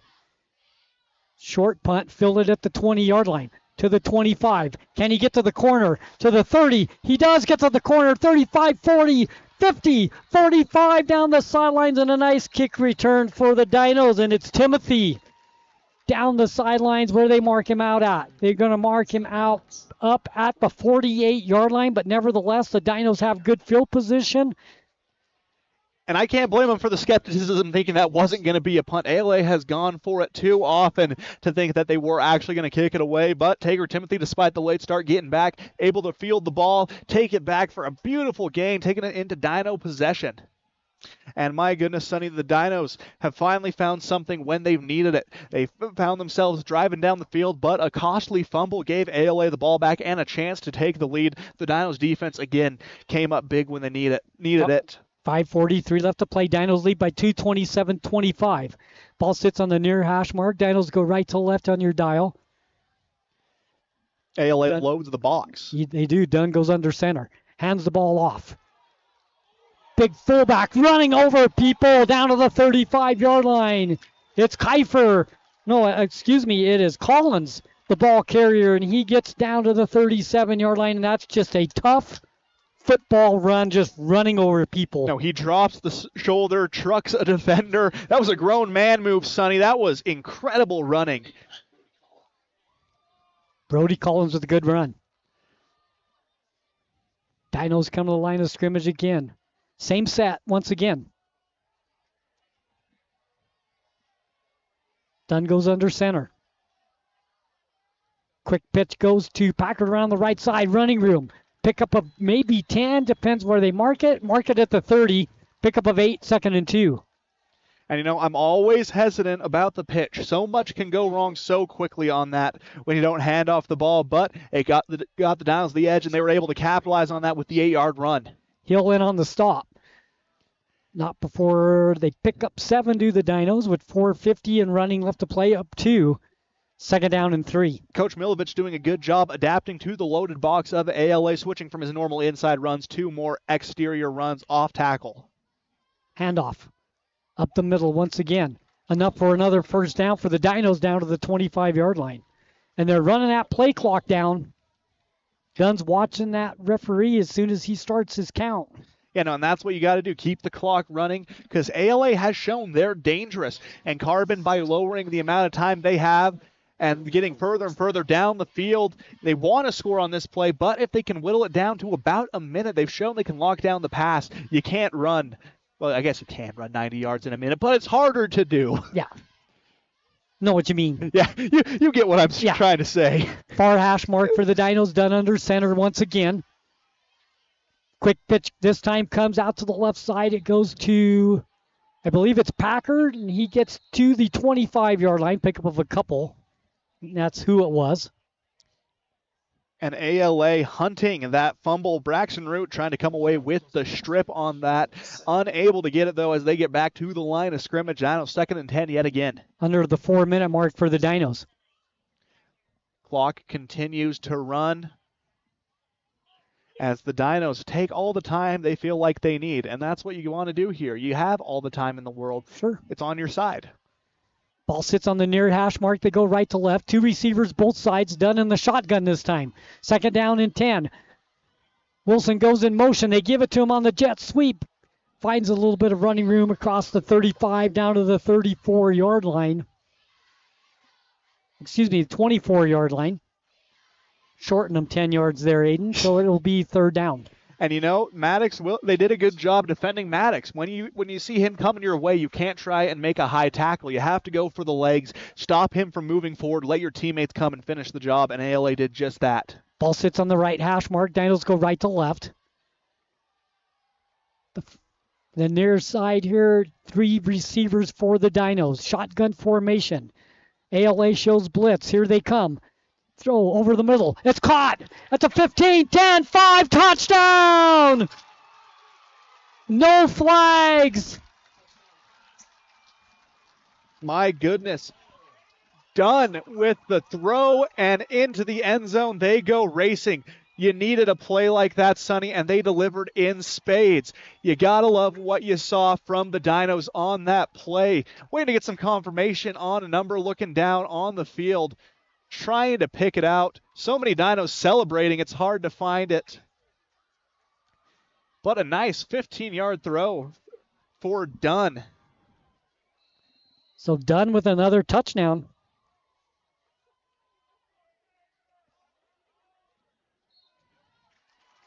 The extra point is up, and it is good. 34-25. 9-point lead for the Carbon Dinos with 2:47 left to play.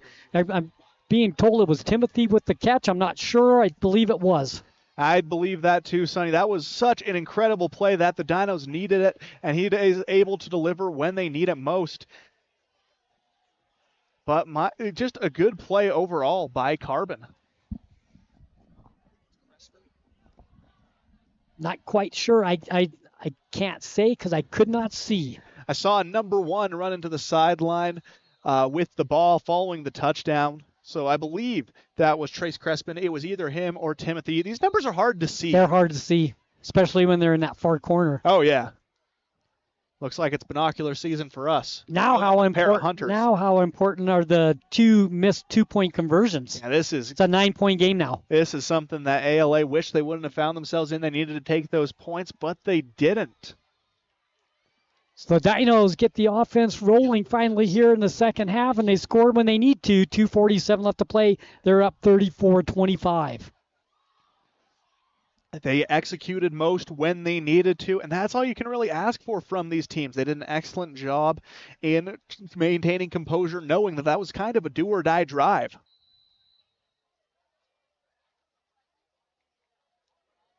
Gilly with the kick.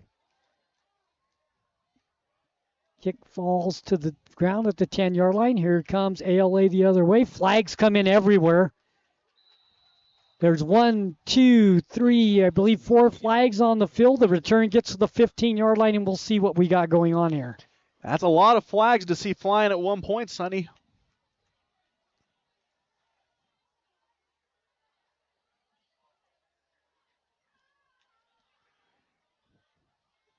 Little deliberation as they're peppered all over the place. I think they're seeing the same penalty, but we'll see.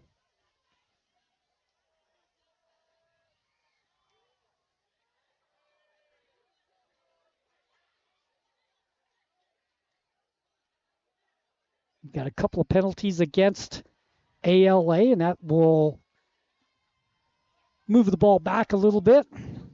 Just what the doctor had ordered for the Dinos. The further you can push them back, the longer they have to drive, the more tired they're going to be for a potential onside kick and a game-winning drive. They have no choice but to try and score twice because of those two stuffed two-point conversions. 2:41 left to play, 34-25 the score. Shotgun formation for Marble. Wants to throw, looks left. Now steps up in the pocket, goes down. Back inside the 5-yard line. My goodness, Sonny. The Dinos defense, when they've needed to, have come alive in such a major way. You got to love what you're seeing from Carbon in this game. Will Hinckley coming up with the sack. Shotgun formation in the end zone. Marble wants to throw, steps up. Throws, has a man open between the hash marks. 40, 45, 50, 45, 40. Caught from behind at the 40-yard line. Worthen with the catch and a saving tackle for the Carbon Dinos. The Dinos diving for that one. Tager Timothy coming up big, able to bring him down. 2:09 left to play. Clock stopped with the first down. That would have been a touchdown. That's a great effort to run him down. That it was, Sonny. That it was. Shotgun formation near hash mark. Marble throws between the hash marks again. Caught again down at the 13-yard line by Worthen once again. A bit of a reversal of fates. Normally those are the kind of catches that Carbon is making, but Worthen that time coming up in a big way, moving ALA closer and closer, nearly by himself to the end zone. 2 minutes left to play. First and 10, Eagles.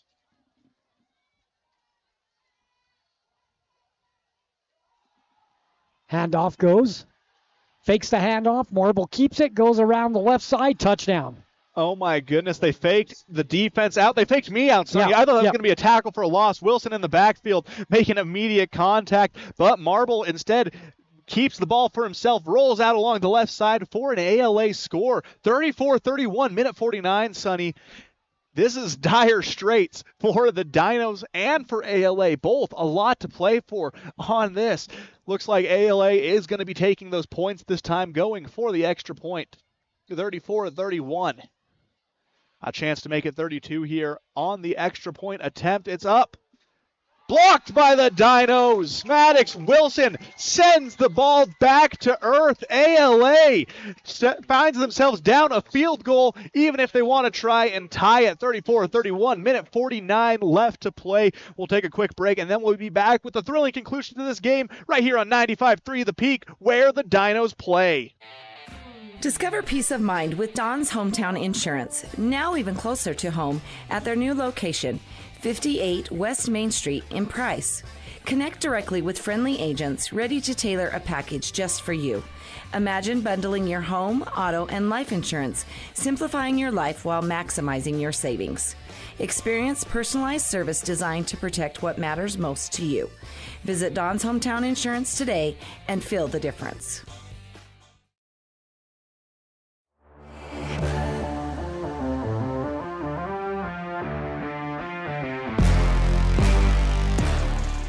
You're listening to Carbon Dino Football on The Peak, KRPX 95.3 FM.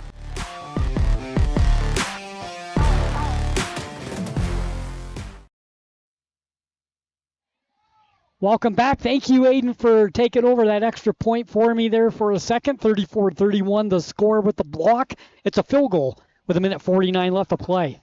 And the Dinos got to break out the hands team on this one. We know it's going to be an onside kick, Sonny. It's almost guaranteed. You'd have to be a fool to not onside kick here.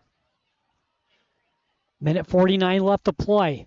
Bit of an interesting kick setup there for ALA, though. I've never seen them get down into stances for kickoff. Bit of an interesting look. Here we go. A lot of people think this is the most exciting play, the onside kick. Bounces around.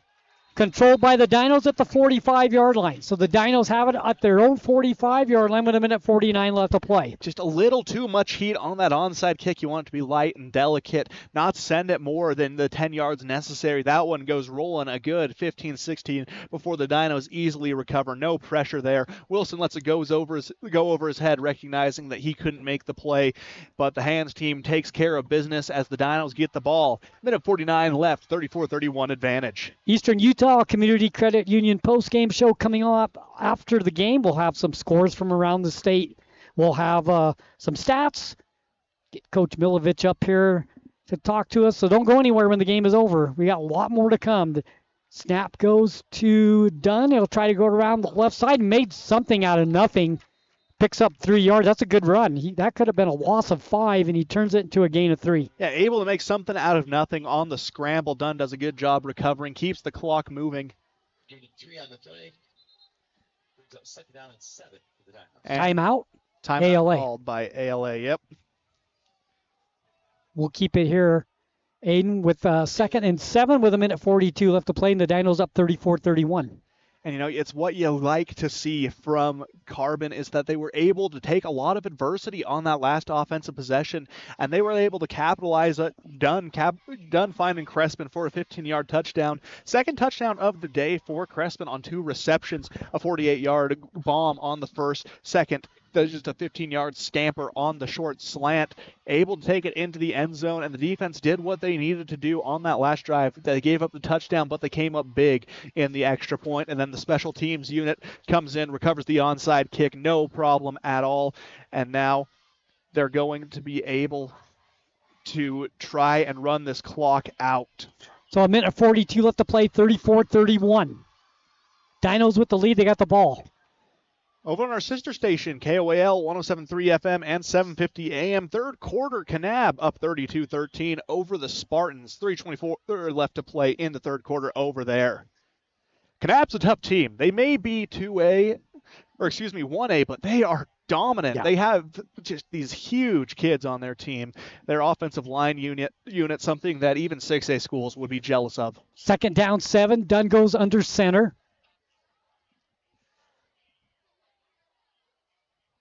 Give it off to Wilson. Maddox fights his way across the 50-yard line to the 49 of ALA. It's going to be 3rd down and 4. Timeout, ALA.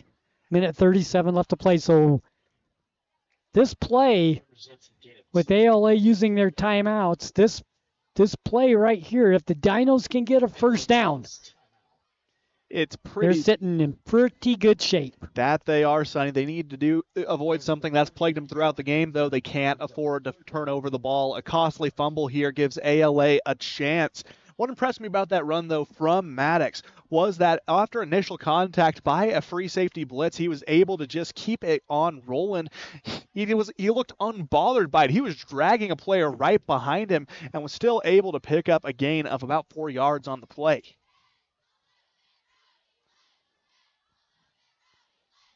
Minute 37 left to play. What a game. Good way to start the season. That it is, Sonny. It's been a thrilling game so far, and it gives me high hopes for the rest of the season. Again, next week we're going to be over in Moab taking on the Grand Red Devils. Then we return home to take on the Ogden Tigers. Lots of thrilling games in this preseason slate, and then it's right into region for the Dinos.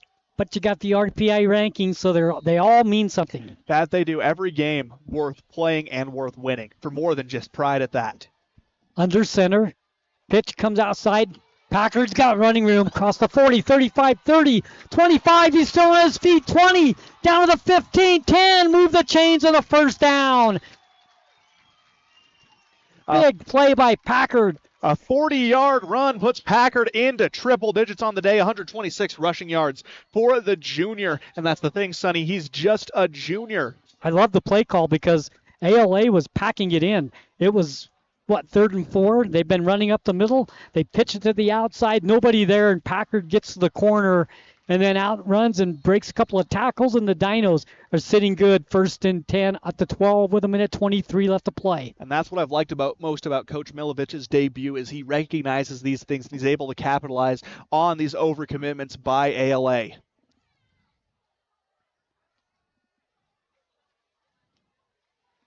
Letting that clock tick down. Running down to minute 5, minute 4.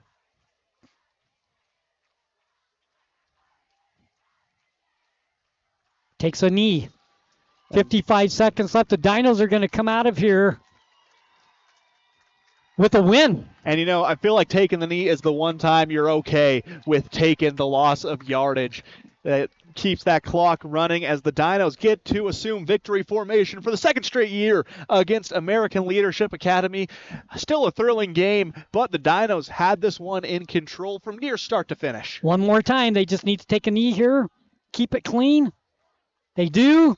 This game is over. The Carbon Dinos are going to come away with a win here at home.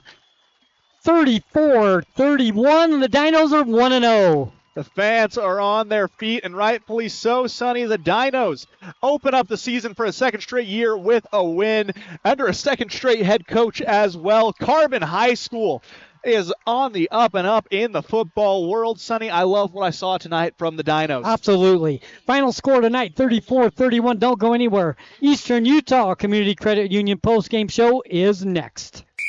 Show your school spirit and support local high schools with the new Eastern Utah Community Credit Union debit and credit cards. Featuring designs for Carbon, Emory, and Grand High School, these cards let you carry a piece of your school's pride wherever you go.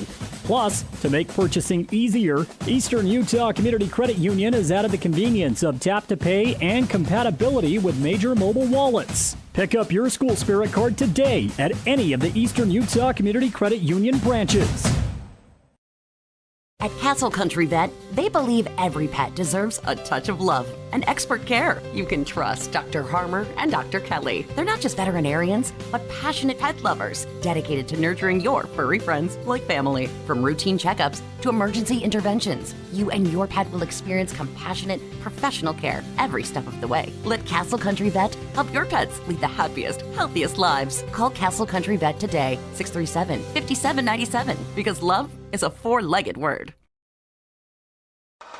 Discover the strength and beauty of Flawless Sheeting's metal siding and roofing solutions. Designed to endure and crafted to conserve energy, the products offered by Flawless Sheeting ensure your home not only looks good, but feels good too. Plus, they come with a 40-year warranty. Enjoy superior durability and enhanced comfort year-round with new roofing from Flawless Sheeting. Ready to upgrade? Call Flawless Sheeting at 636-7300 and elevate the way you live. We're not going out on a limb when we say, I want to go to Juniper. Juniper Kitchen. Fantastic food, fun atmosphere. Known for their made-from-scratch pizzas, Juniper has the very best pastas, burgers, salads, wraps, hoagies, paninis, appetizers, loaded sodas, desserts, vegan and vegetarian options. Dine in for lunch or dinner, Tuesday through Friday, 11 till 8. Saturdays, noon till 8. Order online at juniperkitchenutah.com with DoorDash delivery. Stop beating around the bush for a great meal. I want to go to Juniper. Juniper Kitchen and Price. Picture this. A sudden burst pipe, flames engulfing your kitchen. Disaster strikes when you least expect it. But fear not, because Restore Wizard of Price is here to save the day. Their team of restoration experts is ready to tackle any fire or flood emergency from start to finish. They're not just here to fix the damage, they're here to restore your peace of mind. Don't let disaster catch you off guard. Call Restore Wizard of Price, 637-9165. Restore Wizard, the magic of a fresh start. Transform your space with Spectrum Paint featuring PPG paint, the ideal choice for any home project. Imagine a kaleidoscope of colors at your fingertips, from soothing pastels to vibrant primaries. Whether revamping a room or adding character to your exteriors, Spectrum Paint makes every brush stroke count. Dive into a spectrum where quality meets creativity and paint your world with us. Visit Spectrum Paint to find the perfect shade for your home today. Show your school spirit and support local high schools with the new Eastern Utah Community Credit Union debit and credit cards.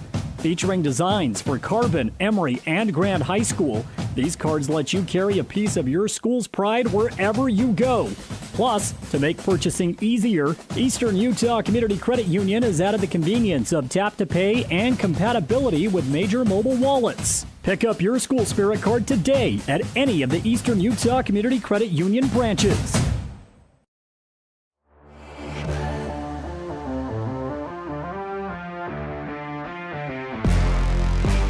I'm Will Hinckley, number 66.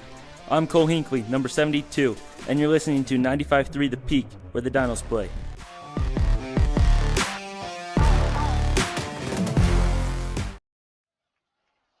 Welcome back to Carbon Dino Football. It's the Eastern Utah Community Credit Union post-game show. The final score tonight, 34-31, the Carbon Dinos with the win over ALA.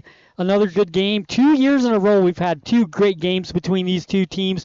Dinos hold on as they took a 27-7 lead. You got to give ALA credit.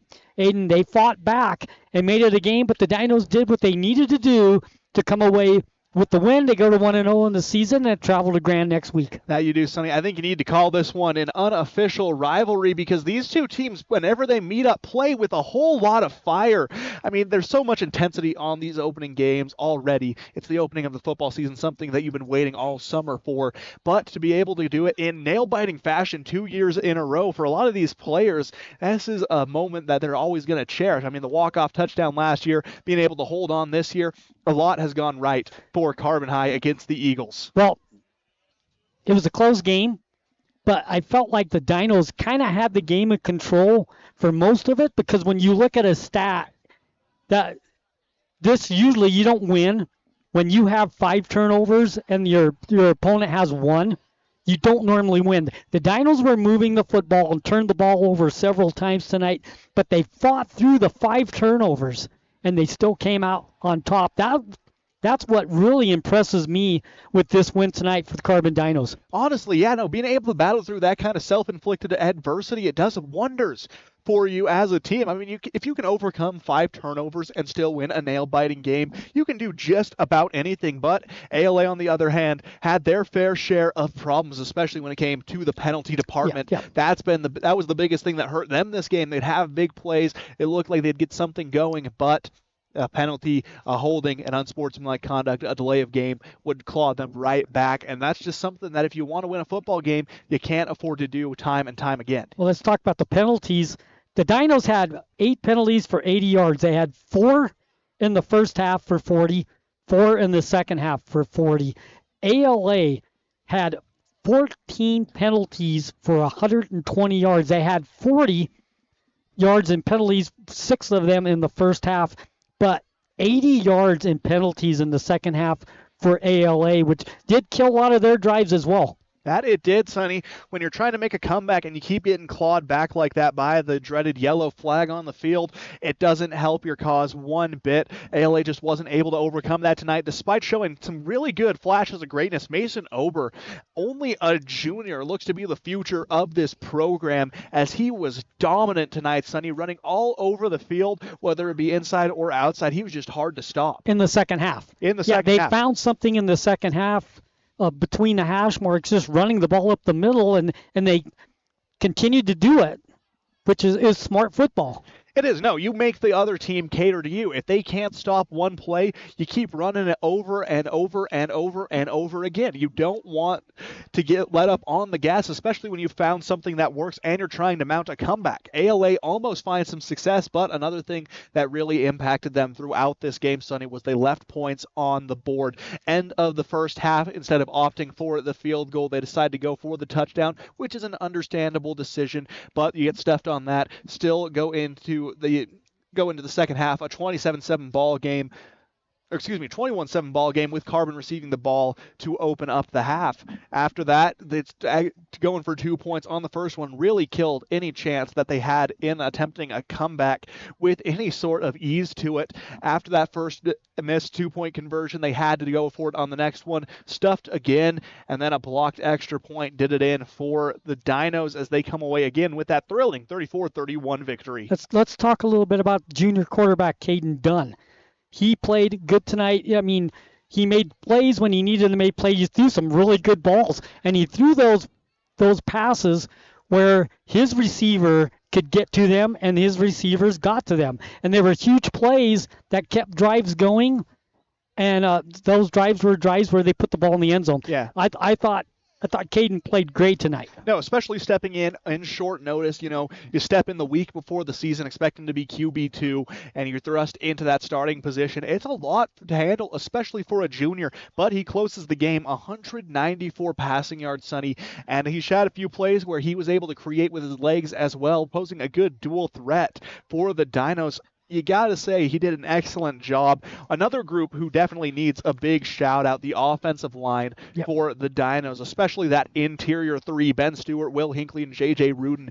They were opening up holes all night long for Packard to rush through. And also, speaking of Dexter Packard, the junior, this is a young Dinos team, and I think that's important for us to remember. He was dominant, shifting up and down, left and right, up the field, ends this game 126 rushing yards. A lot of great plays tonight. A lot of players played great for the Carbon Dinos tonight. They come away with a 34-31 win. I felt like the offense tonight, for being game number one, there was eight penalties by the Dinos, but the procedure penalties in that, you really didn't see a lot. I felt like for game number one, I thought the Dino offense was really organized. Yeah, they did a great job in keeping things clean. And that's what you want to see from a team like Carbon. If they can keep it clean, they can move the ball down the field. Now, the one thing they're going to want to work on heading into week 2 against Grand is they want to work on those turnovers. Those fumbles were killer tonight. Nearly cost them the game, giving ALA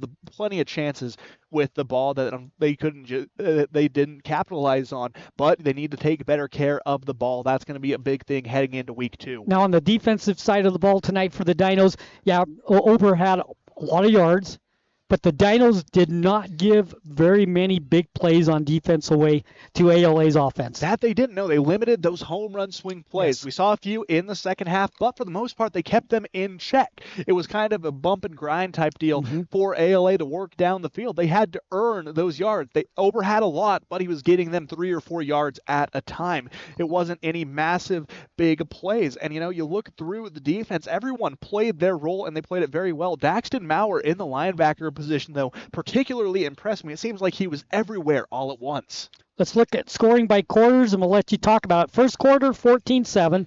Dinos with the lead. After ALA took the opening kickoff down the field, the Dinos ended up controlling the first quarter, and they had a 14-7 lead. And that they did, Sonny. They controlled it very well throughout the rest of the first half.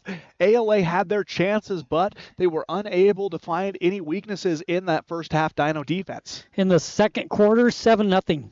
And Carbon, again, just doing what they had to do, marching down the field, maintaining the clock, keeping things in check as they march down the field for that extra 7. They have a goal line stand to end the first half. Yeah, so it's 21-7 at the half. And then in the third quarter, ALA, after Carbon scored their first possession, making it, and they missed the extra point, ALA started to take over, kind of like a complete opposite of the first half. They outscored Carbon 12-6 in the third quarter. It's a 27-19 game at the end of 3. It was a complete reversal of fate, Sonny, as ALA really started to find something with those overruns up the middle like we talked about. And in the fourth quarter, ALA outscored Carbon 12-7 again, but not enough as the Dinos come away with the 34-31 win. And you got to give a lot of credit to the special teams unit being able to stop those 2-point conversions and block the extra point. They did an incredible job maintaining everything. I love what I saw from the defense and the special teams and the offense. It was a complete package for the Dinos tonight. Coach Milovich is coming up to the booth. We're going to take a break. When we come back, we'll talk to the winning coach. The Dinos win 34-31, Eastern Utah Community Credit Union postgame show when we come back. Show your school spirit and support local high schools with the new Eastern Utah Community Credit Union debit and credit cards. Featuring designs for Carbon, Emory, and Grand High School, these cards let you carry a piece of your school's pride wherever you go. Plus, to make purchasing easier, Eastern Utah Community Credit Union has added the convenience of tap-to-pay and compatibility with major mobile wallets. Pick up your school spirit card today at any of the Eastern Utah Community Credit Union branches.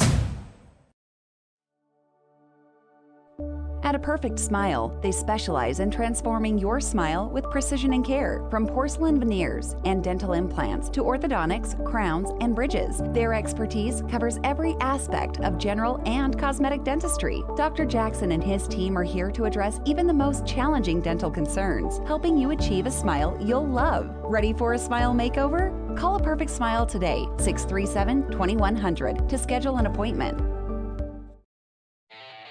Discover peace of mind with Don's Hometown Insurance, now even closer to home at their new location, 58 West Main Street in Price. Connect directly with friendly agents ready to tailor a package just for you. Imagine bundling your home, auto, and life insurance, simplifying your life while maximizing your savings. Experience personalized service designed to protect what matters most to you. Visit Don's Hometown Insurance today and feel the difference. At Castle Country Vet, they believe every pet deserves a touch of love and expert care. You can trust Dr. Harmer and Dr. Kelly. They're not just veterinarians, but passionate pet lovers, dedicated to nurturing your furry friends like family. From routine checkups to emergency interventions, you and your pet will experience compassionate, professional care every step of the way. Let Castle Country Vet help your pets lead the happiest, healthiest lives. Call Castle Country Vet today, 637-5797, because love is a four-legged word. Plumbing issues don't happen every day, but when they do, it's good to know that there's a plumber you can trust right here in the Castle Country. The Swell Plumber has over 30 years of experience and has proven that he's reliable. Here's what some customers have said about the Swell Plumber. Kurt was amazing. He came out to the house the same day and got quotes to us very quickly. Kurt kept in touch with us with updates as things progressed. I was definitely pleased. For residential and commercial plumbing, go to theswellplumber.com and book your appointment today.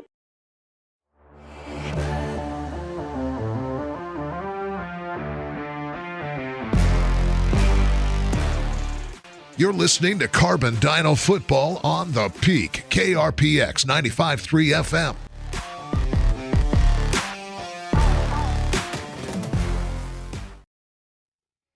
Welcome back, Carbon Dino Football, the Eastern Utah Community Credit Union post-game show. Tonight, the Carbon Dinos come away with the opening night win over ALA 34-31. You know, last year these two teams played. It was an incredible game. The Dinos came away 41-40. We had another great game here tonight.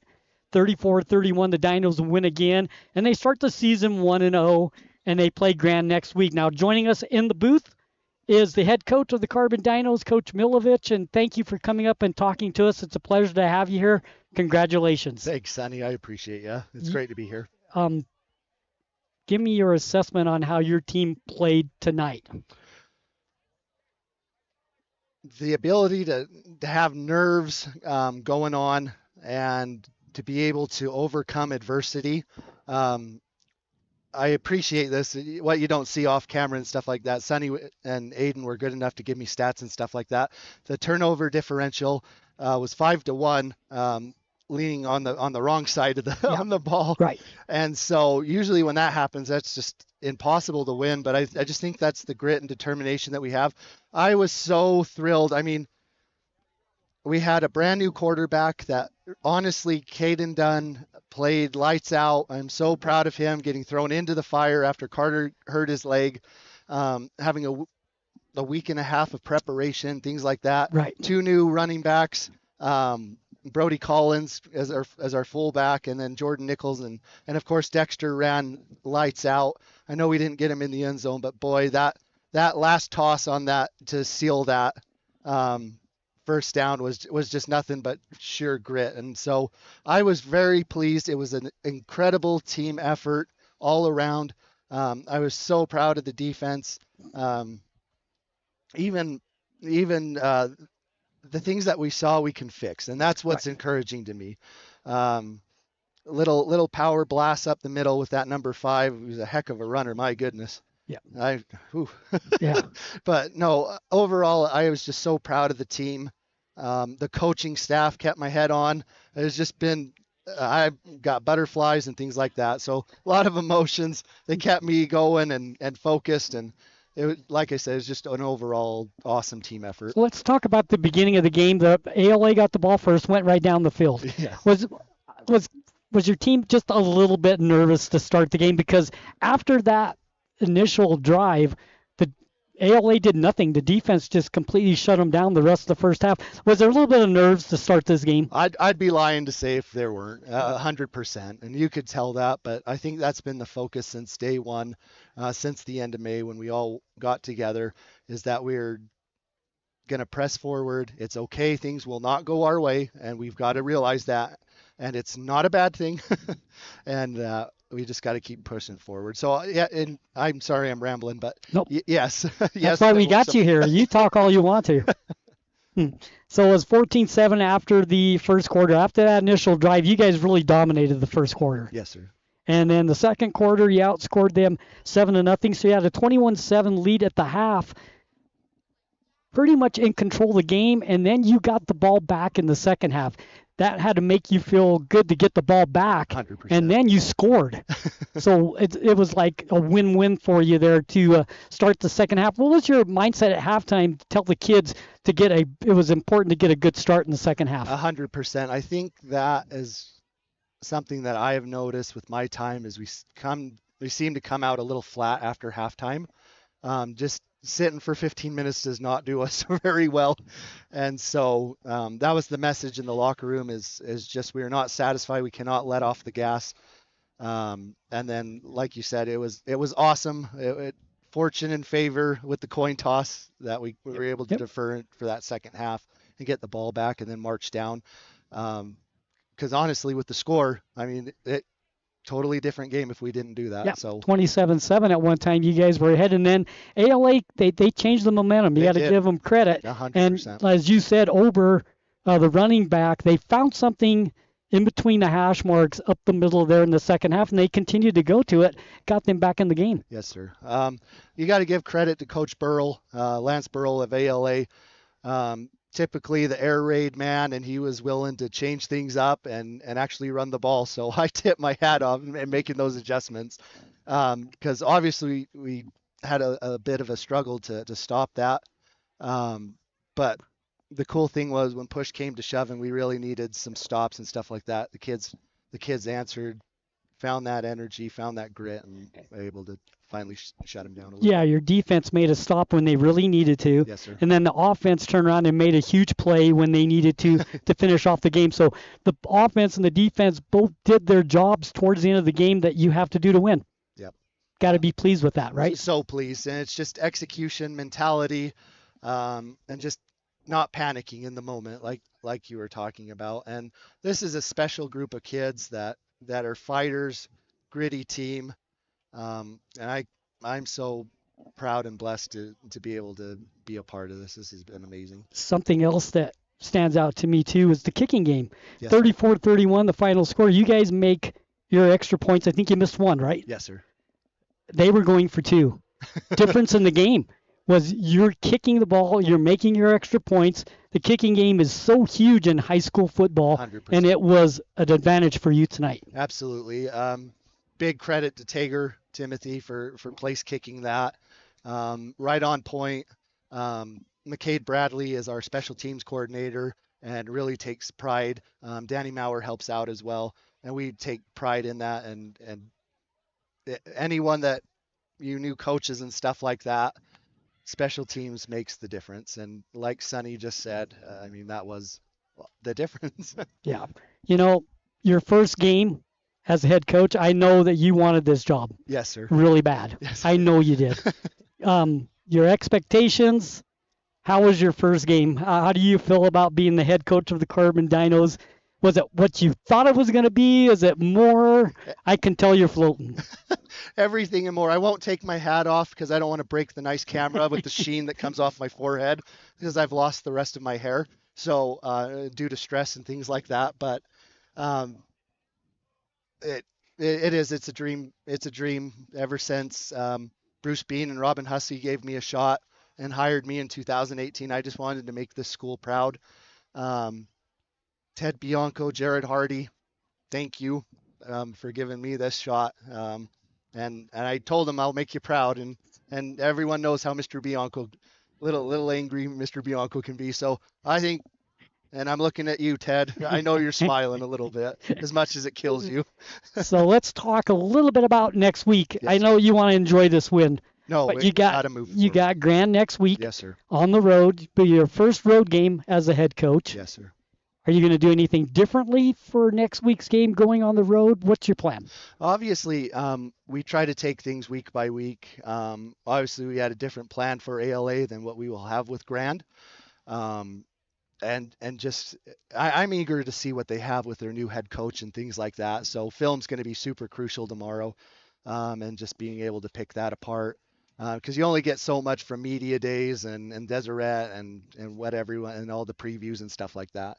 But I'm really excited to see what they have. From what I've been told, they're running pistol set offense, so running back directly behind quarterback. A little bit of what we saw today, but I think they're going to have a more run-heavy approach. But again, we saw that again today, so they might just sling the ball. So you never know. I'm excited to see what's on film. Well, Coach, thanks for coming up, spending time with us. Always. Congratulations on your first win as a head coach of the Carbon High School football team. You've been great to work with so far, and appreciate everything that you've done to help us out. Oh, I haven't done it. Like I said, what I tell Jordan, what I tell Aiden, these people right here, I got to look in the camera. These people right here do the county such a good service. Like, again, I hope that if you see these guys out, please say thank you. They don't have to do this. And I'm just grateful that there's people willing to give exposure to our kids, to boost us up, to boost our community. And it's wonderful. So thank you. Thank you, Coach. Thank you. We'll take a break. When we come back, more of the Eastern Utah Community Credit Union post-game show. Again, the final score tonight, 34-31. The Dinos are 1-0. Show your school spirit and support local high schools with the new Eastern Utah Community Credit Union debit and credit cards. Featuring designs for Carbon, Emory, and Grand High School, these cards let you carry a piece of your school's pride wherever you go. Plus, to make purchasing easier, Eastern Utah Community Credit Union has added the convenience of tap-to-pay and compatibility with major mobile wallets. Pick up your school spirit card today at any of the Eastern Utah Community Credit Union branches. At Castle Country Vet, they believe every pet deserves a touch of love and expert care. You can trust Dr. Harmer and Dr. Kelly. They're not just veterinarians, but passionate pet lovers, dedicated to nurturing your furry friends like family. From routine checkups to emergency interventions, you and your pet will experience compassionate, professional care every step of the way. Let Castle Country Vet help your pets lead the happiest, healthiest lives. Call Castle Country Vet today, 637-5797, because love is a four-legged word. Imagine a smooth, hassle-free journey to the front door of your new home with the Driggs Mortgage Team guiding you every step of the way. Hi, this is Greg Driggs. Our seasoned experts understand the ins and outs of home financing and refinancing. Come visit us at our new permanent address, 8 East Main in Price, where we plan to be a staple for years to come. Start your journey today. Call 801-427-3577. The Driggs Mortgage Team, NMLS number 272076, Equal Housing Opportunity. Driggs Mortgage Team is a DBA of Premier Mortgage Resources, LLC, NMLS 1169. Carbon High School football on KRPX 95.3 The Peak.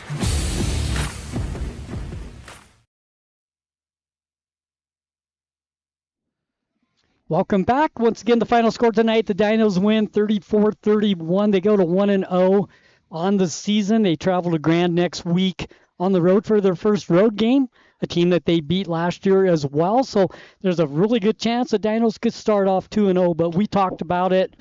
We talked with Coach as well that this was a huge game for the Dinos to come away with a win tonight. You know, new coach, little bit different scheme. They come away with a win. They're 1-0. Can't start the season any better than what they did tonight with this 34-31 win. And the reason why I say that is because the defense and the offense both made plays when they had to make plays to come away with this win.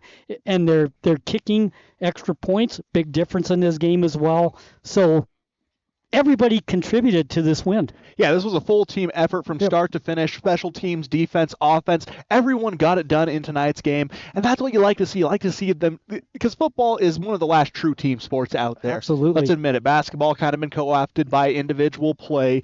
Everything else kind of more individual focused. But football, every unit needs to be working as one whole, or else things aren't going to work in your favor. You need to have a mixture of everything, and tonight the Dinos did just that. Their teamwork was on another level. They trusted in each other, and that's half the battle in high school football, is having that trust in your teammates. Absolutely. So they win the first game. They were 1-0. They travel to Grand next week. What do you think, Aiden, do we see against Grand next week? Grand's a team that likes to run the ball. Coach knows that already. They like to run the ball a lot, but you never know, because they've had some changes go on at Grand too. So it's early in the season, and you just don't know what you're going to see early on in the season against your opponent. You don't know what to expect. I'd expect a lot of run from Grand. That's always been their identity as football, and especially as they welcome in a new head coach who looks to run that more run-heavy style.